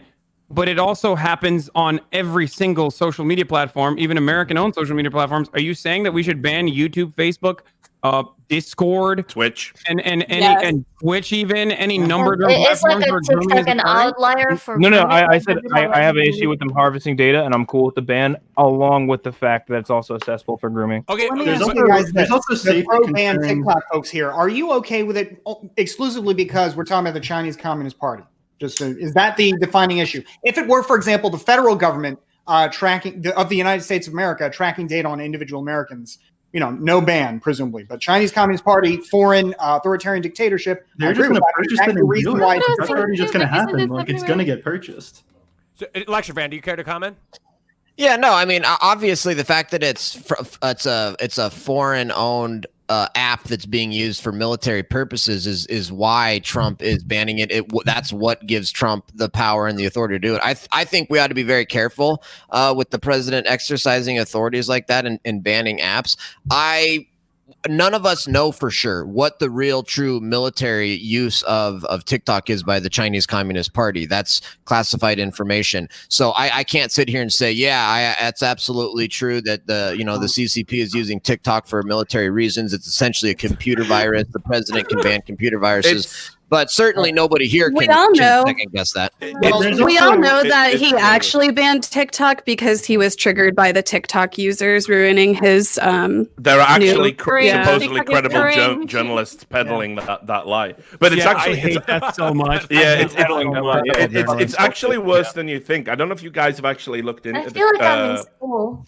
The guy that reverse engineered the app, he was a guy who basically reverse engineers all the social media apps. And when he looked at what he did, it's the most egregious example of any app that's currently out there. For example, it obviously passes across your phone hardware, which includes like memory usage, disk space. It tells them what other apps you've ever had installed, including ones that you've previously deleted. Doesn't it also copy your notepad or something? Well, no, it also collates whether you're using a jailbroken phone. Wait, isn't that some random Reddit guy though? And not. No. But this has been basically looked at by tech journalists who have looked at the way he decompiled it, and they all seem to say that his methodology is mustard. It also on the Android version, it can also do this thing where it downloads a remote zip file, it unzips it, and then executes whatever is in it. And there's just no reason for a mobile app to sort of ever need to do that legitimately. Then when you look at obviously the people who preside over it, the CCP, it is very concerning. Now I think forget just the political aspect for a moment. I think if a company makes an app that is this egregiously spying on the people who use it, there's a protective element from the US government. They should absolutely come in and shut it down. Now, that should have applied to Facebook in the past. Zuckerberg, I mean, there's an argument there with the data that they sold. Maybe Zuckerberg should be looking at charges. Google, as we know, have worked with China and the Chinese military specifically. There is a big problem in big tech with what they do with the data, but unfortunately, they obviously put so much money into lobbying groups, they're going to be immune. TikTok's a very safe target in that regards, but one of the worst examples for sure. Real quick. So it looks at your clipboard, not the notes, and that's a really important distinction to make here. And I'm a boomer as well, obviously, so I'm not the most knowledgeable on programming. But I have talked to other programmers who looked into this and who are more knowledgeable than myself on my stream. And to my knowledge, what I understand is that virtually every single app does this, and it is really a disgusting breach, if you ask me. And they shouldn't be able to do that. However, every single application does this, including ones that you would consider to be really strange. Like, why the fuck does the weather application do this? But they do it. Sure. Okay. And having said that, it isn't every app being as bad as. Okay, I'll allow them to spy on me. What do executive orders really even do anything? Yeah, Yes. an executive order is just the President of the United States using power delegated to the office of the presidency by Congress to effect change, or if he has a constitutional power. I thought it was like a directive to just say he was going to do things. So it's like this. Congress, I don't know the specific law that covers TikTok, but like, for example, a tariff. The president can raise and lower tariffs as they see fit, right? Because Congress has delegated that power to the president. What I meant, though, there's certain order, slapping a steel tariff. There's certain executive orders that you can't, like, that they're not. Yeah, like Trump couldn't declare something. He couldn't just decree something if he didn't have the authority to do so in Congress. Okay, Mike, tell that to DACA. This follows up a question that I had yesterday during the Trump press conference. We'll get back to our other topic. This is specifically for the conservatives here, and I want to know if you have an answer. Trump said he was signing an executive order to protect pre-existing conditions which is already a law under the Affordable Care Act, while simultaneously suing the courts to remove the Affordable Care Act. So my question is, and conservatives across Twitter were like saying this was a big move. Do you think it's a big move, Lecture Fan? Well, it's obvious. The reason that he wants Obamacare to fall is because it's unconstitutional for a lot of other reasons. He thinks there's one good thing about it. It protects pre-existing conditions. So yeah, we want to get rid of Obamacare. I mean, I have a whole host of healthcare reforms to fix our healthcare system, but Trump wants to get rid of Obamacare and save pre-existing conditions. That part of it, there's nothing inconsistent. There is actually something very inconsistent about that. If he actually should defeat Obamacare as a whole in the courts, which I don't think is happening because I don't think it is unconstitutional, and the courts have ruled on several times now. But if he did, his executive order saying, well, okay, guys, but pre-existing conditions dies because he doesn't have the authority to just wave a magic wand and say, insurance companies, you got to cover pre-existing conditions. So right now he's trying to kill it, and in the meantime, he's masking that with an executive order that will uphold what already is law. In that executive order, he in his speech talking about his executive order, he said, this has never been done before. That's what he said. Yeah. He said that. This is going to be shocking. Trump lies all the time. Like literally all the time. I mean, it's technically not wrong. There's never been an executive order. Well, that's true. I mean, that's very true. Yeah. So he wins again, I guess. Guys. Okay. All right. I'm sorry. I just wanted to pivot over there real quick. We can go back to TikTok if you want. want. Richard, thanks for. I guess as far as TikTok goes, TikTok conversation though, if we were to go back to the TikTok conversation, now the source of what I'm about to reveal to you is questionable at best, and they have a tendency to lie, but maybe some of the Republicans especially will agree with me on this. But a recent CIA assessment reported the TikTok application showed no evidence that the Chinese intelligence agencies have used the application to intercept American data.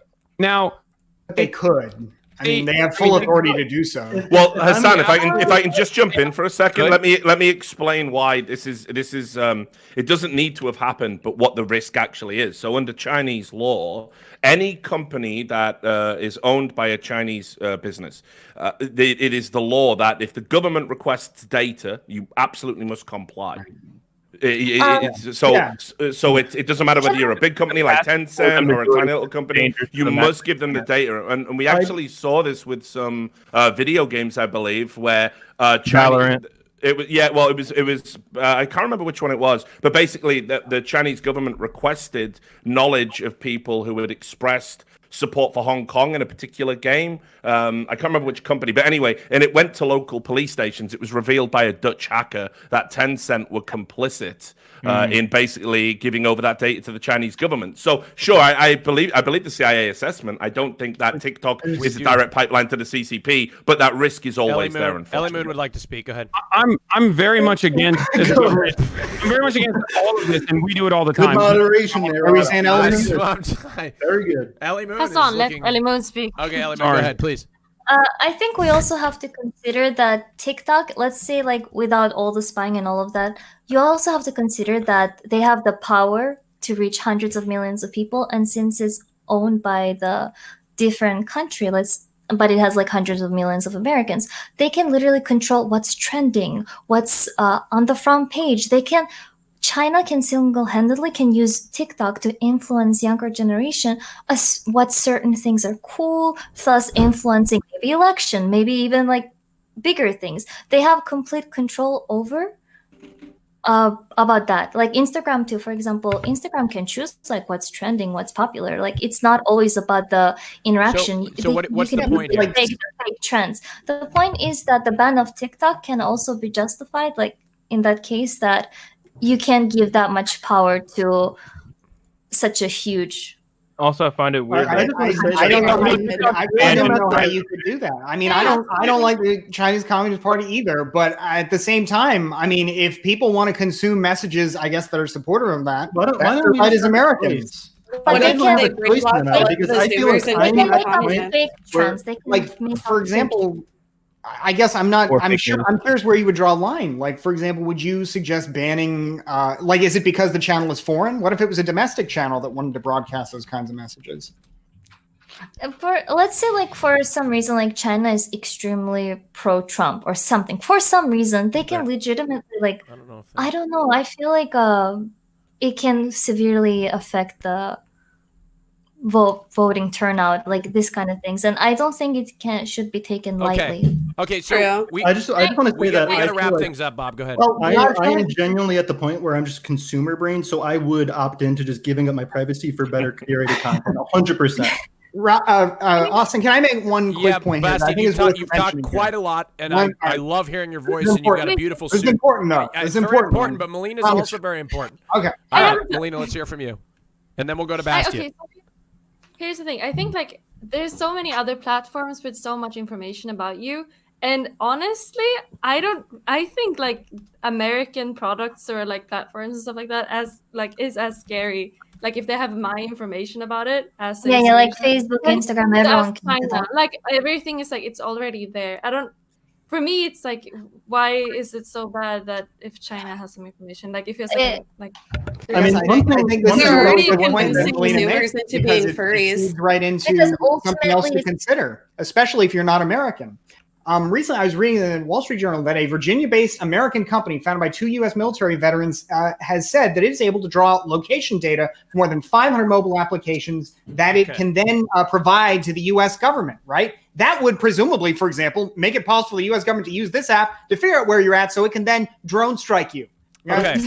But there's also the problem is the data collection. The notion, though, that China is this unique issue. The problem is that we've got these apps that can do this, and we need protection against. Thank you, Basti. There's also safety problems. 100% in agreement with Basti out here. By the way, we need to wrap it up, ladies and gentlemen. That's the conclusion of the. Wait, so when we were against wrap it up. But when a leftist says the same thing, you agree with it. I got it. I just want to say that there's also the safety problems outside of just the security. Like some of the popular memes, like people do the Kiki dance where they jump out of the car while it's moving, and that's definitely not safe. Thank you, Bob. And I don't know. Go ahead and vote for who you want to keep, not kick. Keep, not kick. Keep, not kick. The person with the most amount of votes will choose between the two lowest amount of voted people. Did you, Suspect Sushi, did you have something to say about Hassan? I'm sorry, you missed it. Let me vote for myself. There's only a point of agreement after like a leftist, like multiple. Hold on, I got a question. You for may have Sushi. missed the last time me and Hassan were on the Rajj Royale where we were yelling at each other. So this is okay, but hold on, Suspect. Just out of, do you think Hassan's a lib? Honestly. A lib? I don't know. Like he's like some far left political streamer, dude. I don't know. Wait, I thought Joe Biden was a far left guy, or taken over by the far left, though, according to Donald Trump. Dude, his brain is porridge. Okay, I got a lecture fan. You know I love asking you these questions. Trump said that he was going to attack God, and Biden was an attack on God. Biden is going to. My money's on God. And energy. Wait, Joe Biden doesn't look like he can fucking attack his lunch at the moment. Do you believe that electing Joe Biden is an attack on God? Obviously, what Trump meant is that Joe Biden, the Democrats in general, the Antifa, the far left, they're atheists. They hate God. They hate America. No, he said Trump claims Biden is against God. No, he said, yeah, he's against God. My bad. Thank you. I misspoke. He is against God. That's what he said. He said Joe Biden is against God. Do you believe? Yes. Do you agree with that? What does God want? Are you pro God? Can you tell us what does God want? Well, I'm genuine. It's a question. I'm just wondering. This is not, this isn't a gotcha. It's just what he said. Well, I think what Suspect Sushi said is a good point. Which is Joe Biden. Joe Biden he's an empty vessel, and he's given himself over to the far left, which is certainly anti-God. Okay. No. What do you think about the one thing that has done more damage to God and religion in this country than anything else is the alliance of evangelicals with the Republican Party. It has discredited religion in this country so much. This country used to be more religious on average than any other developed country in the world by far. It wasn't even close. Now we're coming in closer with those countries, and I have no doubt it's because that affiliation of church and state, which used to be something we didn't have and other countries did have, we've eliminated that in large part with the melding of the Republicans and the evangelicals. And now people are viewing religion with the same skepticism they view the Republican Party with. That's not why, but okay. Damn. Okay, well, the polls have spoken. Hassan Piker, you have won the first round. Oh, man. You cannot vote again. Moistcritical, with his incredible opinions, is going to decide between the two lowest amount of voted people on the cast right now. It is between Lecture Fan and Suspect Sushi. Gentlemen, make your case. Charlie, you're going to have to think about a lot of things here. Number one, who's providing go ahead. Yeah, no. Who's providing the most content? Number two, who do you see as a threat to you on this show via elimination? A lot of things you're considering in this process. There's a lot weighing on my mind, boys. Hit me with the Shark Tank pitch. Why do you stay? What's your equity? What do you want to part with? Your content. All right. Remember that. Lecture Fan did too. No, he didn't. He did not. Lecture Fan did not hold my wiener. So, Lecture Fan, let's hear from you. No, I think my position speak for themselves. I think you're going to be missing me if you kick me off. So keep me. Is there any compliments you don't display in there? I'm just surprised I wasn't for a little bit longer, dude. No, the one thing I'll say is the Quap video, hardest game ever, is amazing. Funniest YouTube video ever. What else did you like from that guy? Just the Quap video. That's the main one. All right, I've made my decision, boys. I think it's pretty clear now. Clap Fighting Championship commentary is the most superior shit on YouTube. All right. What else? Your hair is glorious, and because of my baldness, I can honestly, fucking really encapsulate the beauty of someone else's hair because I don't have it myself. Very nice. Charlie, language. Really think about this one. Mm-hmm. Really think about this one. Well, I'm a man of the people. As you know, I've made my positions clear. I think rape is a terrible thing. Yes, I think pedophiles are awful. Animal abuse is also up there. Thank you. So, as a man of the people, I'll open up to the stadium here. What do you guys think? Who should I be looking at to kick? Pretty sure people want Lecture to stay. Let's see. Oh, no, Sushi. Oh, she was saying my name. What the fuck? Well, okay. Well, the people, Hassan, he's talking to you. Who do you think? There is no way I can pick between both of these two brilliant individuals. And it's not up to me anyway. It's up to Charlie. I love both of them. Okay, it's not even a joke. We could do. I could give a Austin show directive that we skip the elimination this round and we just eliminate 2 people next round. That could be something. Period. Let's do that. Oh, that's big. That's a big audible It's a right big there. executive move that I've never, ever thrown in. I don't think you'll get any pushback for that. Well, I don't know. The chat is pushing back. They are pushing back aggressively. We can't pick the conservatives. Who do we argue with? Yeah, if we like, I mean, isn't that like a consistent thing, like every single time? If Yes! you're anything left, We right run out of center, conservatives. I even have an extra. I even thought about making it a mandate that I bring on an emergency conservative just in case they all get eliminated. I never run away from a challenge. I'm 1-800-dial a conservative. Dude, you got me anytime There's you want always we have reached a point in which we are running out of conservatives. Well, there's like 7 of us on Twitch, so I know. Finally. And we've used all of them, and they all get kicked immediately. What do you mean finally? It's not even a consistent thing. They weren't even like rampant ever. Why aren't you guys so popular? So, chat, let's Most do another. conservatives are at work. We're a bunch of commies. Okay, hold on. This is a poll I'd like to do. If you would like to kick somebody now, use your Twitch Prime, and I will count them up and make a decision. Use your Twitch Prime subscription right now. If you want to I won't let him eliminate do that. somebody right now, He's that's a transferred very the power good to way. me. Based on the can't do amount that. of Prime subscriptions we get in this moment, will determine whether we kick somebody right now. Well, it seems as if there's only 2 people that are on board with this. Well, there's 3. Well, okay. Well, looks like we might need a different poll. I don't know. I think Bro, it's you not said very... Twitch Prime with 32,000 people. There's gonna be a lot of people who subscribe. Okay, all right. You got Cut your own content. All right. You got to keep them. Damn, lecturer. I never wanted to be running against you in such a way. Okay, I'm making an executive decision. We are going to skip the elimination this round. It's unprecedented. We're going to skip the elimination. Charlie, if you're in agreement with me, we will skip that elimination. Give me a compliment, Austin. Say something real nice about Your me. hair is luscious. I already did that. There's so much more to Charlie than his head. Well, look, it's the first thing that But I see. facial hair. It's the tattoo. The tattoo on your arm. It's How many tattoos do I have, Austin? Tell me. Oh God, on. I don't know how many. I haven't seen it. I've never seen you with your shirt off. Do you have anything else?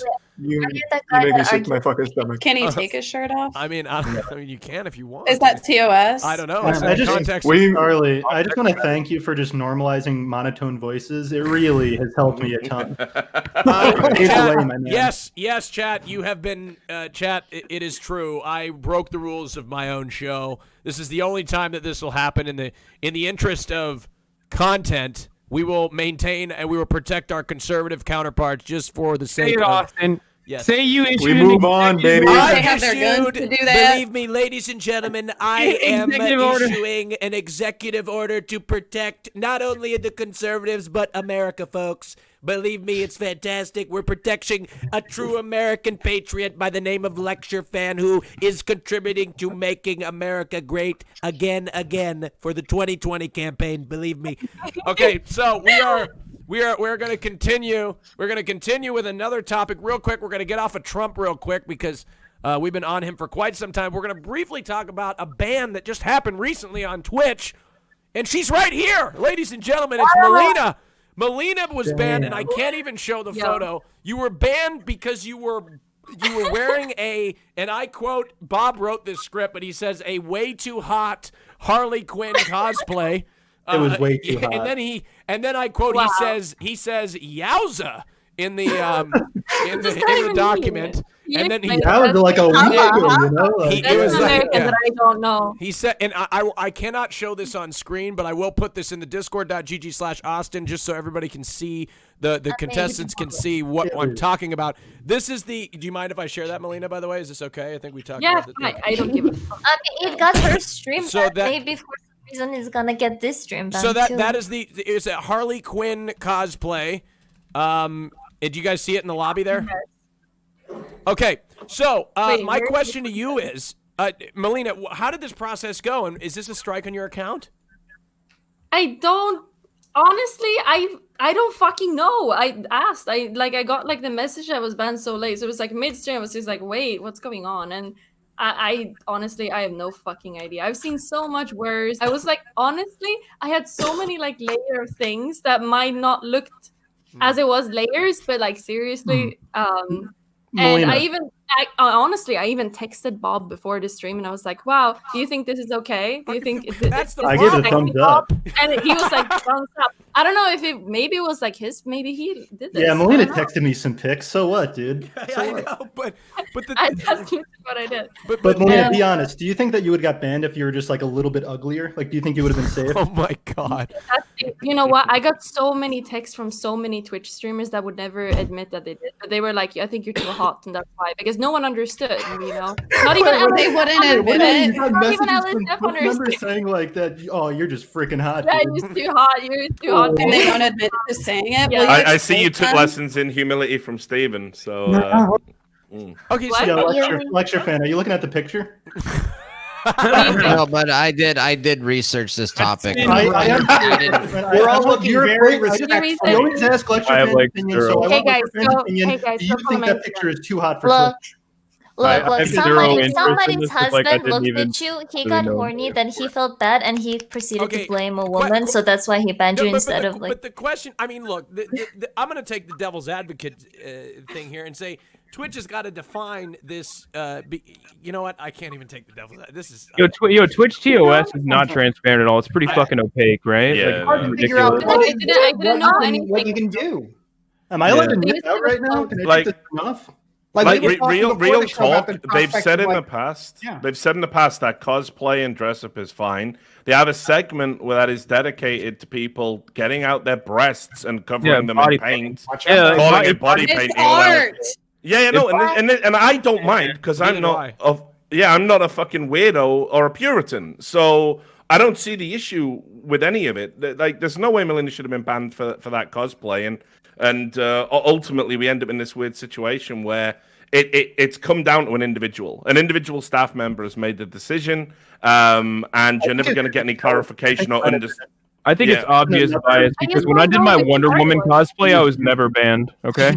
Do you guys think that there should be any like rules on like whether you can be banned from? I know this kind of goes to another topic, but like on like at least transparency for bans on like social media. Yes, you have to exactly know why you're banned, at least. The reason I'm really curious nice. is But like here's the issue. Here's the there's issue. such a power imbalance between even a big Here's the streamer issue. and a streaming Here's the platform. issue. You know? There's a lot of people that get banned, and they know damn well what the hell they got banned for, and then they're like, I have no idea.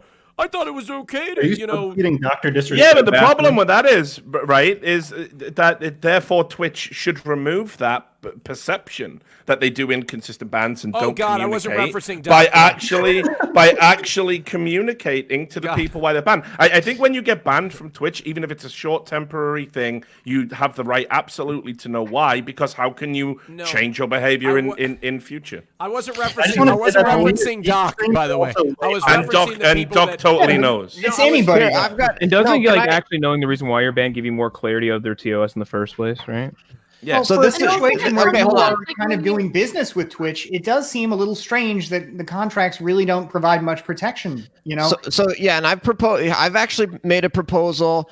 I made a YouTube video about this proposal. I think it's a way that we can not only solve this Twitch issue, but we could also solve social media censorship. And if there's Democrats that are opposed to this, it's going to be extremely rich because it's going to be so inconsistent. But what we do is we create a new federal cause of action that allows you to sue social media and big tech companies. Because right now there's arbitration clauses. You can't even sue them. You have to go to arbitration. So what you do is you create a new cause of action, a federal cause of action against social media companies that if they ban you, and it's a ban for political reasons, it's a ban that's discriminatory, unreasonable in the circumstances. You also are allowed rights to know why you're banned. And if you do sue and if you do win, you get treble damages, you get attorney's fees and punitive damages. And that would actually give the users of not only Twitch, but all the other social media platforms a lot more protection and the ability to actually sue these companies and hold them accountable. And it's a genius idea. I don't know why it's not in Congress right now. I don't know. Personally, if I sued Twitch, I would be scared and I'd be like, oh shit, I'm fucked. They hate me now, right? But then I sue them more, I guess. do you guys think there's anything to that? I mean, especially some of you bigger streamers who like this is your job. Like for me and Lecture Fan, it's kind of a hobby. But for like somebody like Hassan or Richard, or if it's a hobby for you and Lecture Fan, I don't know what the fuck I'm doing on Twitch, dude. Well, what I mean is when this is really your livelihood, and it seems like something like forming a streamer union is really difficult. I don't know. Like, how do you guys feel about this? What about you, Austin? A streamer union? No, any kind of like government action to make it so that a company like Twitch can't just say, "Hey, I know this is your career, but get fucked. No reason, no clarification. You're done." I mean, you can only go to arbitration. Yo, Basti, did you see the Patreon lawsuit? This is where it gets interesting. I think there may be some overlap. I obviously I can't agree with Lecture Fan because he's, because you're a character. We all know it. You're a character, you gotta watch my streams then. What is this? Yeah, right. No. You do the streams in character. I know and I think your commitment to the bit is incredible. But the Patreon lawsuit. Is this Owen Benjamin? I don't think it's a bit. No, it is. It is totally. But that's no reason to disagree with the substance of my Lecture Fan has even gave me a sly wink before when I've called him out about this, and when I'm sure he's just one day like Chief in the fucking One Flew Over the Cuckoo's Nest. He's just going to turn around and go, some aspects of socialism aren't all that bad, and we're going to go, it was a bit the whole time. I mean, I think we could test his honesty right now. Like, Lecture Fan, did you think that picture was hot? Oh yeah, no. Yes or no? Well, right, but anyway, so the Patreon lawsuit, and I don't know if Lecture Fan saw this. What happened with Patreon was is this Owen Benjamin? They tried to be slick by putting it in that you had to go to arbitration. You couldn't sue them directly, and then when they banned the content creator from the platform, the people who follow that content creator can argue under Californian law that it is tortious interference by the company because they are interfering with a business transaction between person who creates content, sells content, the person who wants to give them money for said content. Now, because they chose arbitration, the law is they have to pay up to $10,000 for arbitration legal fees up front. And then they panicked, tried to change it. A judge said you have no right to do that. You've got to stick to your original TOS for those people who were banned before the point of the change. And now they're facing millions and millions and millions in legal fees. And if somebody like Sargon of Akkad, for example, tells all of his followers to basically go into arbitration with Patreon, they could go bust and they could go under. So perhaps the better alternative would be, instead of having this kind of like the rich people can sue, if you want to waste time with a lawsuit, we make it so these tech companies have to have arbitration instead. Okay, I may regret asking this question. Do we still want to get on this topic? I just want to clarify that. Was this like a real topic, or was this like a 2 or 3 minute? It started off with Melina wearing a quote unquote too hot cosplay into arbitration and the depths of the law. It doesn't have to be specific. It's just any limits. Was it worth a ban, guys? Do you really think so? I mean, do you think it was worth a ban? I think it was worth a banning because you didn't have a bat with it or a fucking camera. Lecture Fan, do you think it was worth a ban? You saw the picture. No, I don't. Oh, okay. No. And he is just about Christian. He is I typically do agree with the bans for sexual content. I think that's different than banning for political content. I think that it's fine for them to ban for over-sexualized content, but not political. But I didn't think that the picture that I saw, I just saw a YouTube video. I have a question for you. What about butt cheeks at the beach? Go ahead, Can I please? Melina's got a question. What do you think literally about... is a flag. No, Hassan, shut the fuck up. Let me talk, okay? Here. What do you think, dude? What do you think about games that has very sexy women in them? That's sexual content, isn't it? Is that okay on Twitch, you think? I think it is if it's incidental to the game and it's not like I don't like the pornography games. I don't think should be allowed. But if it's like an incidental incident, The Witcher 3, you can swing dick nonstop in that. Google some of those characters. It sucks that video game women have more like privilege given in that regard than real women. It's kind of funny for me, but we love our anime women. Would any of you girls, if nipples were allowed, would you nip out any of the time? Yeah, anime women can break your heart, so I get it. Yeah. If nipples were allowed, I'd go shirtless every day. Just with the ladies. Question. No, you can no. Free the shirtless, nipple for everybody, my guy. Hey, but briefly, before we move into the next question, I'd like to remind everybody that this broadcast is brought to you by Dream! !Dream in the chat. Please go check it out. 20% off of all sales, or 20% of all sales purchased via the link in the chat will go towards nonprofit organizations who spread mental health awareness to strive new cures for mental illness. !Dream in the chat. Go check it out. It's a great cause. Pog you. Okay, so before we move on, I want to ask a question. Hassan, you didn't check your DMs. I might regret asking this question. Should we defund the police? Yes. Of course not. Oh, Why have you done this? Why the fuck have you done this, Austin? Because it's a big issue. Can we just do something? Can we make that the bit at the end? Like, just give me a. No, this is the number. Just give us a break. Issue. We just did fucking coronavirus. For fuck's sake, please. We spent an hour and a half on fucking coronavirus. We're in the middle of I beg you. the most important election of our lifetimes, and a big part of it is defunding the police. This is hugely important to not only America. I'm not saying it's not an important issue, but if anyone is looking to this show to be educated about an issue, God help them. But could we do something with a bit of levity? Okay, all right, we'll do mail-in ballots. How about that? Just shoot me in the fucking head. All right. I'm down to talk about both of those things. Austin, what were you saying to me? Well, I said I don't like when people flash anything in front of the screen. Oh, okay. Can I just say one thing in defense of I'll Lecture just say here? defend the police. You guys calling him a character or saying he's doing a bit, I think honestly are afraid of a man with convictions. I don't accept any of his convictions. True. He certainly got them. Thank you, boss. Okay, yeah, so Trump has been predicting rigged elections and the most corrupt election in the history of our country. He's talked of delaying the election and expressed numerous concerns about mail-in ballots. Mail ballots, he says, mail ballots are very dangerous for this country because of cheaters. Why do you keep doing that Jack Nicholson voice? It's fucking Come on, Richard. It's good. It's good, Richard. You've been watching late night, dude. Like all the late night people have to mandatorily. It is good, Richard. I want to hear really your wanted best to Trump talk impression. about Okay. I've got some bad. I hope that isn't in your Ven show because you'll get fucking cancelled. We'll get back to the defunding the police if you want, suspect sushi. Yeah, but right now, I'm a first responder. I'm a first responder, and I work in tandem with fire, police, and EMS. So. Okay, we'll get back to that. Right now, we're talking about mail ballots. If you want to talk about that later, we'll talk about mail ballots first. Yo, okay. it's fun. If you ever want to beat my ass in a one-on-one with about policing, we can also do that too if you want. It's up to you. Okay. If you ever want to beat my ass, let me know. Do you think you could take I'm already in the DMs.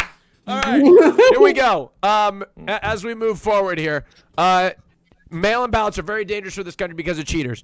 Okay, there's many questions we have here. The question is, why doesn't Trump want mail-in ballots? That's the first question, and I'm sure we're going to get two sides of the argument here on why he doesn't want mail-in ballots. I believe whoever wants to go first. He wants them in some states, he's decided. He just praised mail-in ballots in Florida. Yeah. So it's after he was told by Republican operatives, "Hey, we're really counting on some mail-in ballots." He also cited the reason being is that it's taken years to be able to build an infrastructure which they can handle it. But hold on, lecture fan, wasn't Florida the epicenter of election-related controversy in the 2000 election? Isn't it one of the states, they're practically the only state that's been tied up in one of the biggest election controversies in American history, the 2000 Bush-Gore election, right? Absolutely. No, absolutely. Florida's had a lot of issues, but Trump's position, that makes complete sense. It takes years and years and years to get a system set up to where you can actually do a mail-in ballot and actually get results on the same night and actually set up rules. The Democrats are trying to force states in a couple of weeks to switch from traditional voting to universal mail-in ballot because they know that it enables more fraud, and they know that people who are too lazy to go to the polls are most likely to vote Democrat. And so there's no question. There's no question that mail-in ballots actually do increase the chance of fraud. We just had people arrested and indicted in Paterson, New Jersey, just recently because of mail-in balloting fraud. So there's no doubt that it's a problem, and especially when it's tried to be rushed for political reasons, it's terrible. Not only just to piggyback on that, we don't actually have to look at it through a political lens. Like, just take New York, for example. Let me get the exact amount. 102,000 ballots were rejected in the March 3rd primary, and they were all mail-in ballots. and that's Wait, like hold on. That's actually an argument for how mail-in ballot is technically more secure. The real no. It wasn't due to mail-in voter fraud. It was due to like things like someone's historical signature is slightly off, or things that didn't get received in time. That's the most quoted thing. The most quoted thing. No. The most quoted thing. The most reasons why they were rejected is because they were late. And they were sent around. You're saying they were rejected. Hassan's point is that the fact that they were rejected means they were caught, which means the system worked. No. They weren't fraud. Most overwhelming majority of them were rejected because they didn't get to the polling. And a lot of them were lost. So then, if that's your point is that fraud was a minimal concern. Fraud it's always very consistent. We have to have a broader conversation about this. First of all, we have to describe the terms really quickly. So voter fraud is separate than election fraud. When you say mail-in ballot fraud, either you're talking about election fraud or voter fraud. Voter fraud is done at the individual level where you decide to get a mail-in ballot for your dog or something, and then you write a fake name on it, and then it somehow magically gets registered and all the safeguards don't work, right? That would be voter fraud. Now, that is not a significant issue according to literally every single study that has been done on this, even including the one most notable American Enterprise Institute study that was conducted on this that showed that only 1,200 cases of personal voter fraud had happened across the board over 10 years of elections that they looked into. Okay? Yeah. Yeah, this is a conservative institution we're talking about. Not only did liberal think tanks not find anything statistically significant, not only did George W. Bush's committees did not find anything statistically significant as far as voter fraud. Well, if they didn't find it, it must not have happened. Hold on. Are you sure that it wasn't a liberal institution posing as a conservative one? It doesn't matter. Dude. Over 102,000 ballots were fucking rejected, and it was not due to actual fraud. It was due to things like them either getting lost or they were late. So and there's 3% those are people's votes. 3% loss.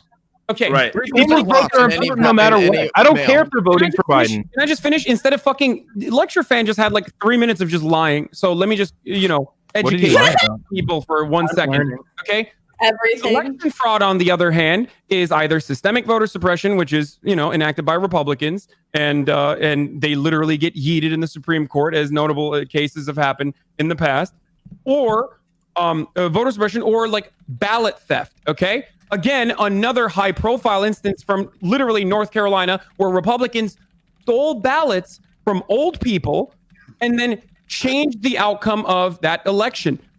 You know what happened? We caught it because of the disparity in the exit polls in comparison to what the actual election results were. Now, obviously, there's always going to be some fraud. There's obviously going to be some kind of criminal activity. But ultimately, when you're looking at policy, you have to look at it from a point of view of harm prevention. Having people vote safely and securely, something that every American fundamentally should be able to do, is the primary concern right now during a pandemic that has destroyed this country and destroyed our economy, really. Oh, we can have riots and protests. We can have riots and protests, right? This isn't the only time we've had an issue in the Civil War. What did Hassan define election? 1 second, Bastia, go ahead. In the Civil War, 1864, half the states leave the country by force to defend slavery. We had a general election. This was unprecedented in American history, except to the extent we had an election during the War of 1812, when the country was invaded by the British Empire. We had another general election during wartime. World War II, 1944. Almost 3% of the United States population overseas mail-in ballots.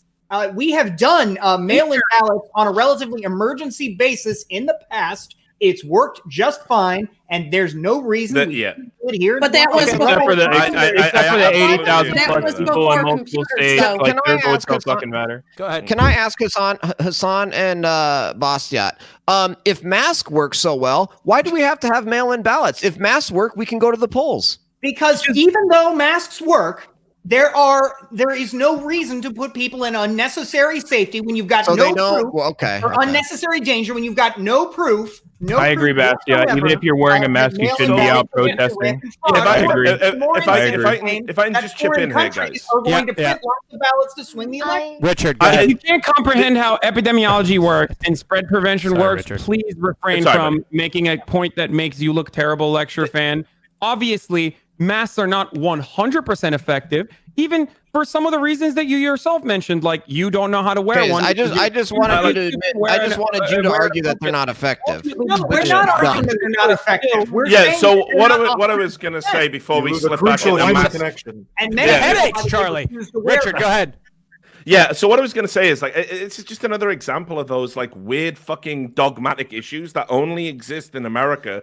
The idea that, you know, I mean, first of all, let's just be absolutely honest about how the American electoral system works. It is a fucking disgrace. It's like African despots have more honest elections than the American people do. Yeah. And right. Like, I'm talking about voter suppression across the board, where, you know, which we just saw last time with, like, limited polling, ridiculously long queues, people having to queue up for like 2 whole fucking days just to get to a machine so they can put their name down. It's a fucking joke. We know that in the South, black voters get suppressed. We've known about that for years. And equally as well, we know that when it comes to certain areas, yeah, there have been non-US citizens, and this is a fact, voting in elections. Now, what happens is we go down party lines, and the Republicans say, no, we've never suppressed black votes. Absolutely have. It's an absolute measurable, quantifiable fact. And then over on the other hand, the Democrats go, what non-citizens voting in elections? And of course, it's absolutely there. It's absolutely quantifiable fact.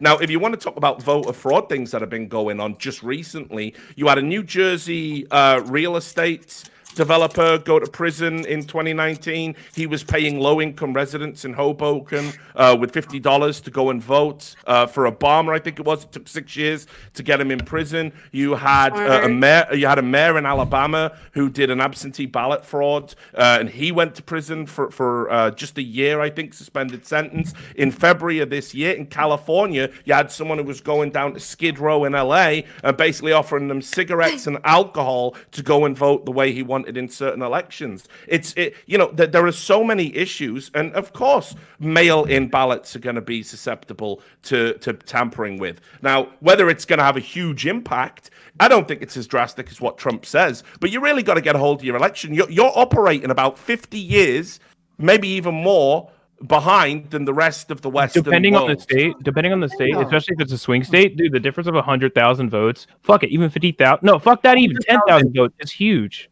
You think there's a 10,000 big difference here, though. Like, the point that Richardlewis is making is, on the one hand, I appreciate the very balanced takes you're giving here, but I think we might want to make a very clear point here. The voter suppression you mentioned in the South, for example, and it's unfortunately it's not just the South, but it is sure, but that's where it's been more prevalent. I would say. For example, in Atlanta, they've closed a lot of polling locations around Georgia, right? Yeah, I still live in Georgia, so it's an issue. You know all about it. I want to ask but wait, this is an important point. That suppression is real, and it affects a lot of people. And mail-in voting might actually cure some of that, because you wouldn't have to go to one of those polling locations. You're absolutely right. You're absolutely right. Unfortunately, this looks bad on West Virginia, but we actually had a postman just go to jail for like 10 years because he was taking people's ballots and changing them to the Republican Party. I think he did it with like 1,000 different people. He was just so as soon as it hit their fucking mailbox, he would sign it and make them Republicans and actually vote in their stead. I have a question. Yes, go ahead. As a person that I admit I definitely don't understand the way American voting system in general works, but why not? Neither do Americans, and neither do the American Party that are meant to be enforcing them. Like, there was coin tosses in Nevada at the caucuses. Like, it's a fucking joke. Trust me. But I really don't see a problem with this mail-in ballots, whatever. I don't really see a problem with that, because as long as assuming that everyone's going to use their name, their social security number, and if your name or social security won't repeat in the turnout, what's the big fucking deal? Well, one of them is that 3 to 5% of mail is lost, and if you have 3%. lost, that could swing an election easy. Absolutely. That's entirely different. That's entirely Donald different. Trump won a swing state by like less than 10,000 votes. Guys, Here's the I'd problem. like to move a little bit over. I'd like to sidestep a little bit to something else. But Hassan, Wait, you can you not hear me? What's going on with my mic? Nobody can hear you. I can hear you loud and clear. Hassan, go ahead and finish What were your you thought. saying? I'd like to Well, sidestep I'm to something else. The point I was trying to make is that what you are talking about is a real problem. Okay. There Is it quiet for anyone else? No, he's pretty loud. Casey, there is additional scrutiny when it comes to vote by mail. Okay, and that's why 3 to 5% of mail, 3 to 5% of ballots from the that were sent in through mail do end up getting yeeted, and that is actually a significant issue. But inversely, what is good in this circumstance is the many number of people that are going to be able to vote. And also, Even more so than last. Yeah. once again, that additional scrutiny implies that that additional scrutiny is my point. Like that election fraud, specifically mail-in fraud, is very difficult to do and also illegal. You are using my point, which is one of the safeguard measures that we have against mail-in ballot fraud, to say that we can't have it because it's somehow voter fraud.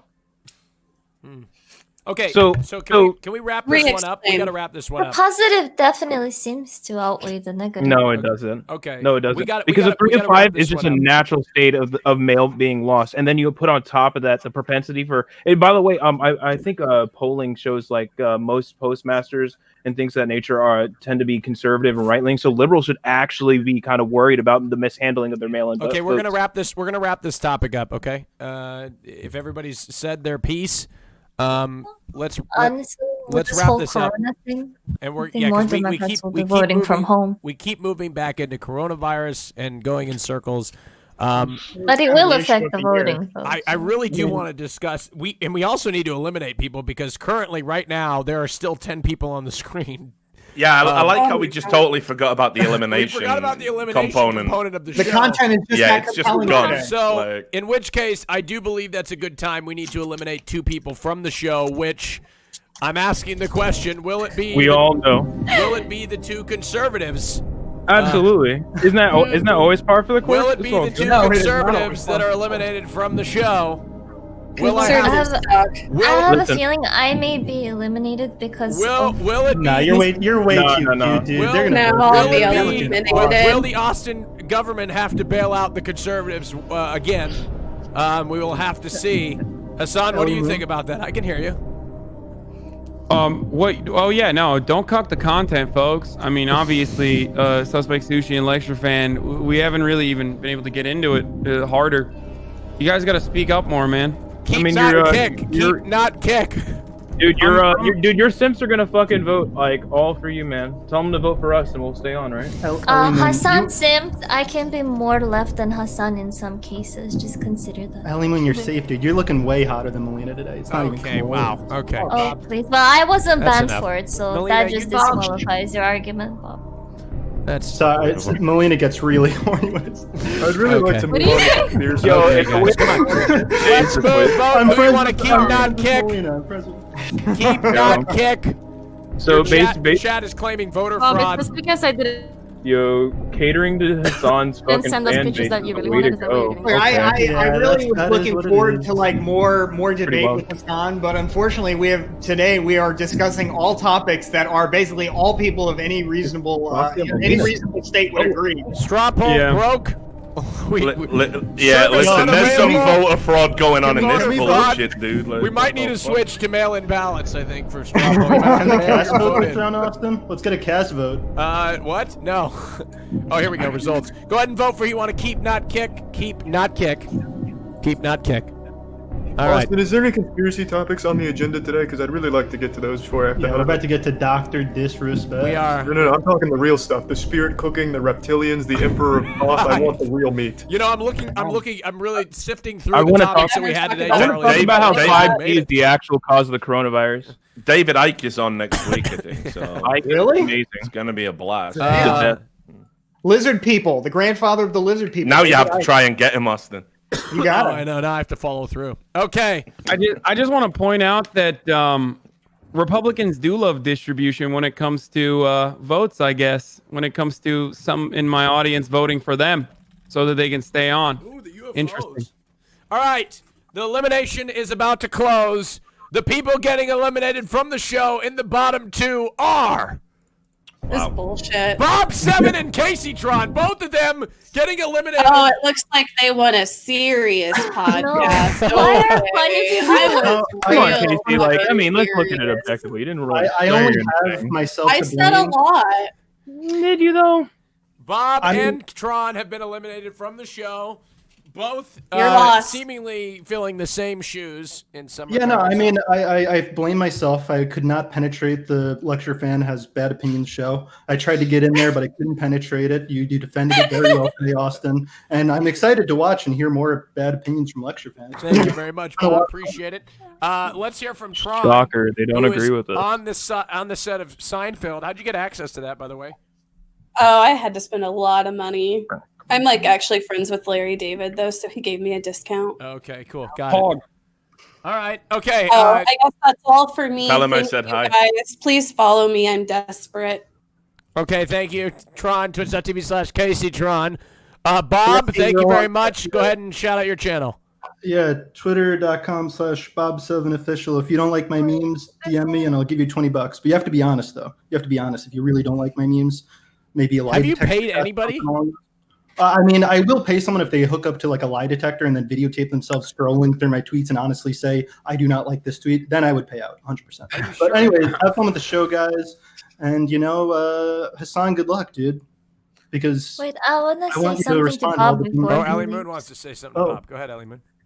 Oh, Bob, you told me that if I was gonna get disqualified first, you were gonna disqualify me as your friend. Are you proud of me, Bob? I made it through yeah, I you. mean, you're looking cute today. Bob, that's this is not a I think dating show. you're looking cute, so I don't know. He left. Congratulations on the cast that has survived.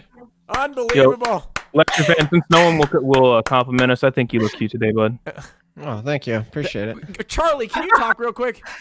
Yeah, what's going on, man? All right, Sushi, talk. Yo. Charlie? Hey, man. There's something similar in your voice every time. I don't know. It's a little more Sushi, you said that you sound like Hassan? People say you sound like Hassan? No, people keep saying I sound like Hassan. I don't know why. Really? Hassan, speak. Yeah. I don't even know what to say. Okay, Do we sound anyway. alike? I don't even know what to say move because into people that think I topic sound that alike somehow. everybody was yearning to discuss, and that is I should we think I defund sound the more pol- like should, Charlie sometimes, to be honest. should, If we're being real. should we should we defund the police? No. No. You should have voted me off in the last round. What do you mean? Jesus. What do you mean? No. What do you mean by defund the police? Because the first question Like about this issue completely is, eliminate. Oh, what do you mean? This How do is you- the how do you first define fucking it? problem that you've got, right? The defund the police is one of the worst political slogans of all time because it requires like another 5 fucking paragraphs about how you really don't mean defund the police and you mean just put some money from here to here. Right. It's fucking so stupid. Like, not even the people chanting defund the police even really know No, whether no, or not they want to defund the fucking all police. Some of them do. Some of them do are actually in favor of abolishing the police. I know. Yeah, Joe no, I know. Biden- Some are and a lot aren't. It's fucking madness. Like, they Yeah. don't even agree on what their slogan means. It's not the best optics. No. It's terrible for Democrats, which is why I guess I love the topic because it makes leftists and Democrats just look insane. Well, not necessarily, right? Like, look. So, if you look at the people who actually do want to abolish police in their entirety, I agree. I think that's complete naive bullshit. Right. We'd have to live in a ACAB people. Ugh. We'd have to live in a utopia. We clearly don't. Very often, the people I've seen making that argument, even at the protests that they're at currently, they will call the police to like have people removed, showing that on some level they do understand there is a need for an authoritative element within society that you can rely on to stop potential violent elements or negative elements having disparate power over you. But I don't know. then- I think Baz was a pretty utopian view of like what a Right there, that nonsense shows that is. even if you abolish the police, you just get new police in their stead. Instead, it's just some unaccountable guy and his friends who claim their mantle as the police, but still, Yeah. Okay. authority, Yeah. authority fills the back. Our need for I think- some form of policing, no matter what you call it, is not going to magically go away. Exactly. No matter how much we say ACAB or how much we say abolish the police. This is a fundamental disagreement that I think I have with people, I guess people who misunderstand my position. My position isn't simply to say, I mean, I will say ACAB and I can describe it further if you guys would like, but that's a totally separate tangent. But when it comes to defunding the police, I don't really care about the optics as far as I care more about making sure that people understand what it means. Defunding the police means that we need to roll back the massive amount of spending that we have given to precincts all across the nation since the 60s by calling it community policing or any number of different reasons with very little accountability, while changing legislation so that cops can pretty much get away with murder extrajudiciously as long as they can state that they were in a reasonable fear for their lives or had a reasonable fear that this person that they were following was a threat to other people's safety. We have a lot of stupid rules that allow police. Wait, don't you hate cops no matter what? No, I don't hate cops no matter what. I think that police officers can be good people outside of being a police officer, but as soon as they put the badge on, they're a fucking dickhead. Is that what you're saying? But when they have the badge on and they have to enforce all laws, even really shitty laws, then yes, they have to be bad. They have to be bad. You can start and you can join the police force with honorable intentions to protect and serve. Wild take. That's definitely different than ICE, for example. But if you are, I want to hear a rebuttal from when Sushi. you are upholding all laws, including unjust laws, yes, of course, you are doing something that's bad. Now, that doesn't mean that there shouldn't be no fucking policing force. I'm not advocating for that at all. All right? Okay, I hope that's clear what my position is on that. But defunding the police is a good idea overall, and we need to refund. I want to hear from Sushi. Safety nets. I personally think that we need to increase funding for police, because like there's actually like people like say they want to like reallocate some funding from the police and then create like a social worker type thing to like for mental health issues and things of that nature. I actually think that we should just add more funding to the police force so we can accommodate for that. But the thing is, you need to understand, first responders on like the medical field, whether it's mental health or physical health, whatever, they actually have to, no matter what, have to wait for a police response just in case to also do something called scene safety. So I would actually just increase the funding for police, allow for these like social workers, the things that people actually usually want when they don't want to abolish the police wholeheartedly, and basically have it so, you know, if they go on scene for a mental health case, we have a police officer with them in tandem. On top of that, the fact that you think that cops are inherently bad because they have to enforce laws that you may or may not agree with is kind of fucking asinine, right? Like, why don't you just like elect people who are going to systematically go after those laws and try to repeal them, right? But on top of that, like there's also like things like officers, and you see it quite often, like when a governor enacts something that a sheriff personally believes goes against the Constitution, they don't enforce those laws. So like, I don't know, dude. Like he's making a systemic. He's making a systemic argument, presumably, right? Shoulder to shoulder with law, like Hassan, I think is saying that all cops are bad in the sense that they are. The system requires that they act at least some of the time in ways which we would agree are bad. Is that your point? Yeah. Now, I think that is another example of messaging that is bad, but I mean, I get that point. I think the thing that gets me though, Sushi, is, and the problem with this kind of messaging is it seems to make it very difficult to discuss the issues that are bad about the police. Like, for example, I did a video about police unions and how police unions basically help make all cops bad in some degree, in a systemic type argument, right? Because they make it so that some of the problems Hassan mentioned, for example, not all of them are enmeshed in law, but at least some of them are. Some of them are enmeshed in police contracts, union contracts that are negotiated by unions. And they make it so that it's very difficult to fire police officers who commit crimes or break the law or whatever. If you want to talk about reform of police unions, I'm right there with you. Melina, go ahead. Well, like Duke Law did research where they found that 90% of officers are good, but the 10 that are bad, they can't get rid of. They cause 90% of the problem. Facts, and I have no issue with us like attacking police unions. Melina, so it's not just the unions though. Like Tennessee Garner and numerous other decisions have like. Isn't there a clip? Isn't there a clip of like kind of like no matter what, like if you're a cop? Oh my God, Melina, really? You're getting fucking DGG clips from a conversation that I had with your fiance? Like, I thought we weren't gonna do this, but if you wanna have this conversation over and over again, yes. Well, I guess Destiny wasn't boyfriend. Even in that conversation with your boyfriend, who I guess I'm arguing against, considering that I think you're too scared to have him here. Isn't that like the whole thing why you're never on the same shows anymore? I don't know. I think it might be bad I optics was if under the somebody calls impression that I black got people my- Uncle my, Johns being on here the today show for is that a good reason. idea.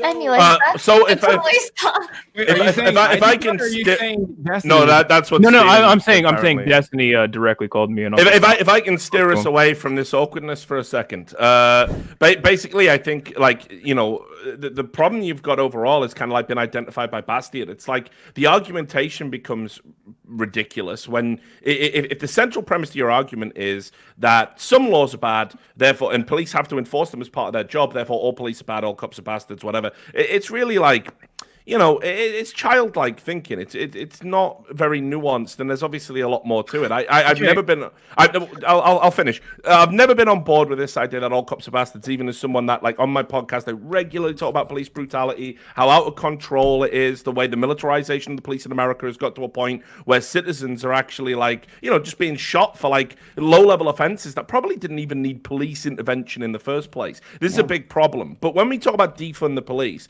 you absolutely, Basti hit the nail on the head here. You start with the unions. The unions have to protect members. That's how a union works. So it's the unions that basically empower bad police. It's the unions who say, we will protect your job no matter what. You've got to take their money away. They're the people that are making the legal arguments, giving you the free, high-powered lawyers. Look at the guy that kneeled on George Floyd. He had something like 14 separate brutality complaints prior to that. Why does that motherfucker still have a badge? Police unions. So you take their money away.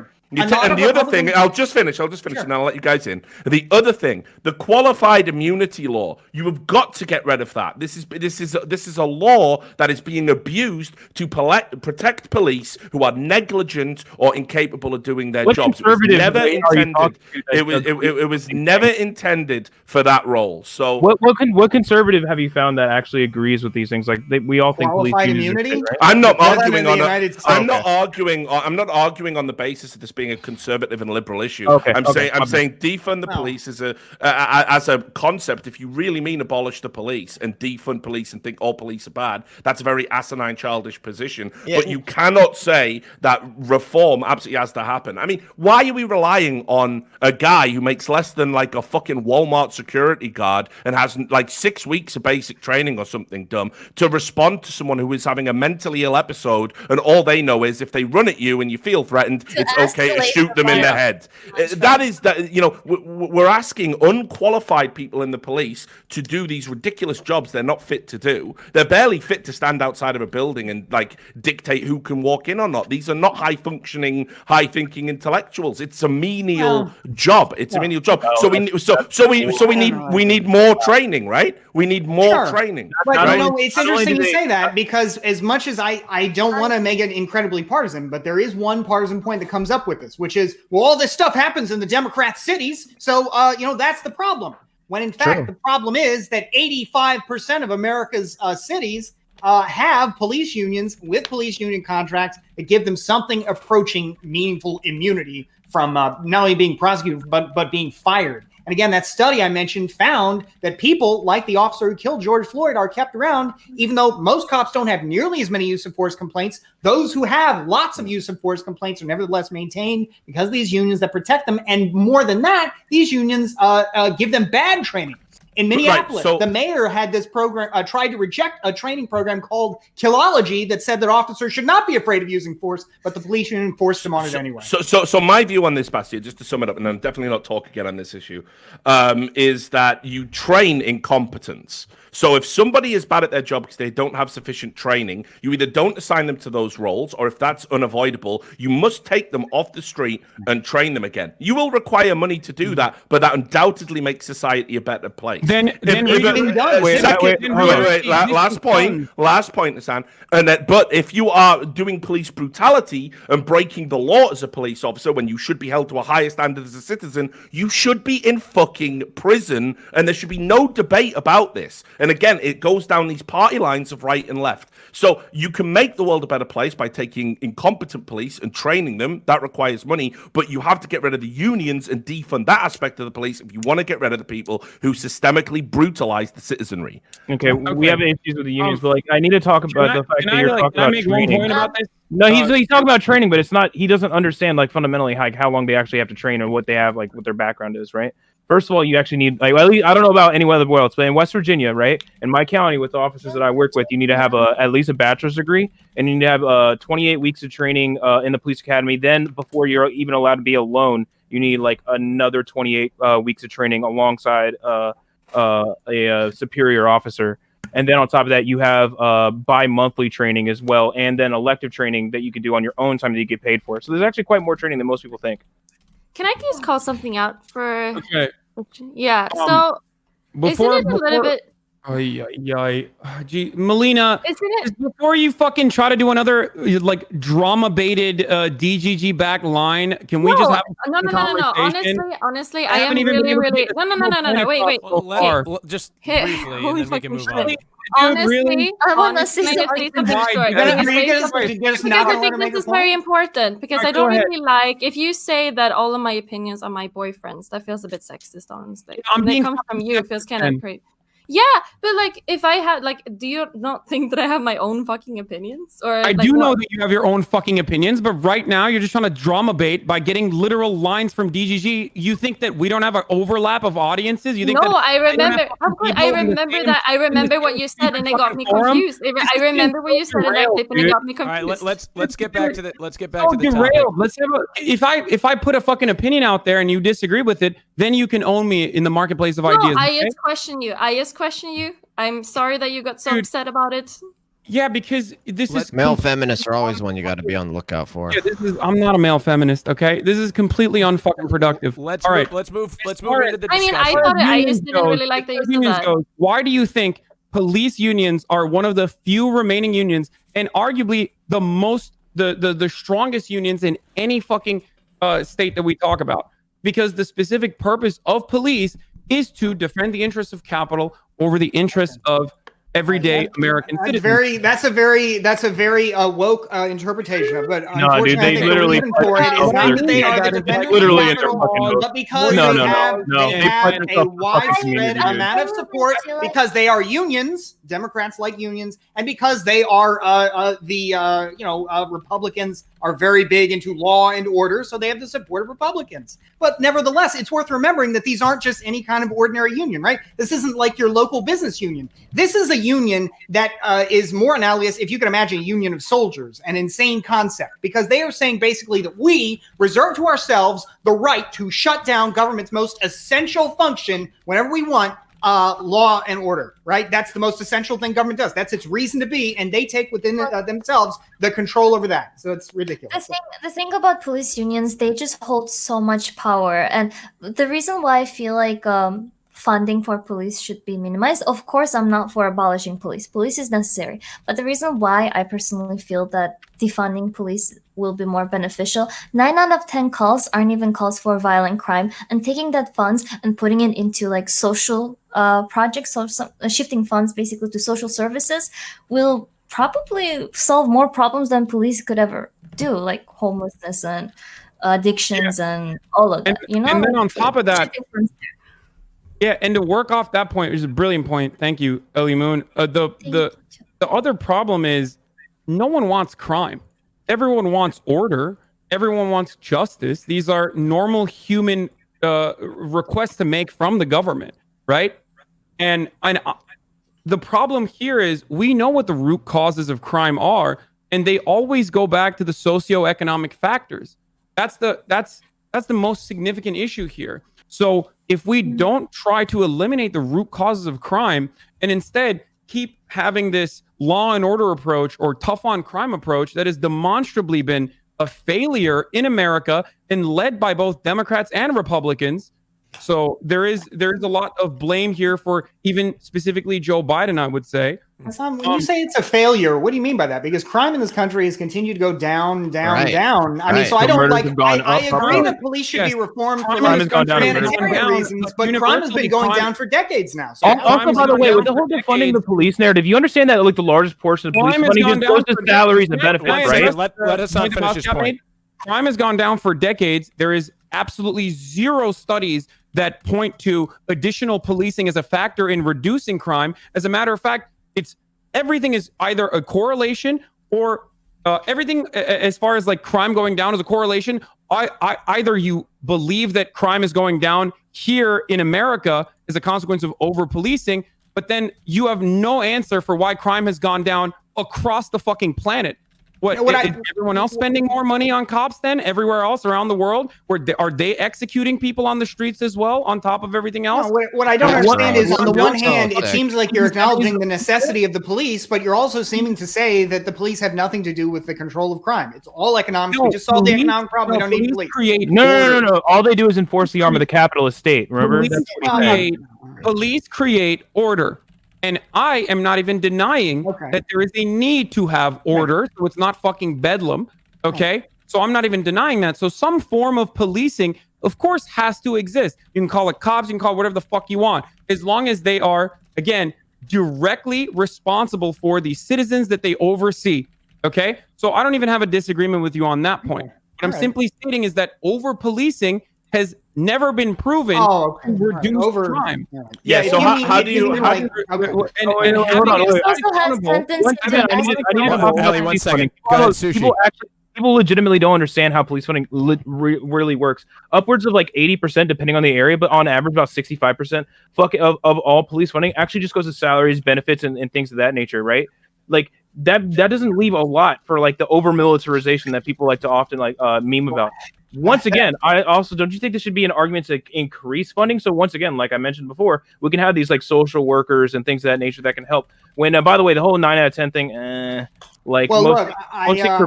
most things require at baseline scene safety, even if it doesn't actually require an officer to solve the situation. So like things. Go ahead. As long as Hassan, I guess, agrees that you need some kind of order to have the broad-based prosperity that then, brings crime under control, I guess I agree with that. But what I don't understand about what you're saying, Sushi, is the idea of paying more funding to the police, where it seems like actually a lot of the problem is that the federal government just showers the police in resources by giving them cheap military equipment that the Pentagon gives them sometimes free of charge or at very reduced prices, even to small towns that have no need. And then two, the police are empowered to engage in what's called civil asset forfeiture, where they can amplify their funding by just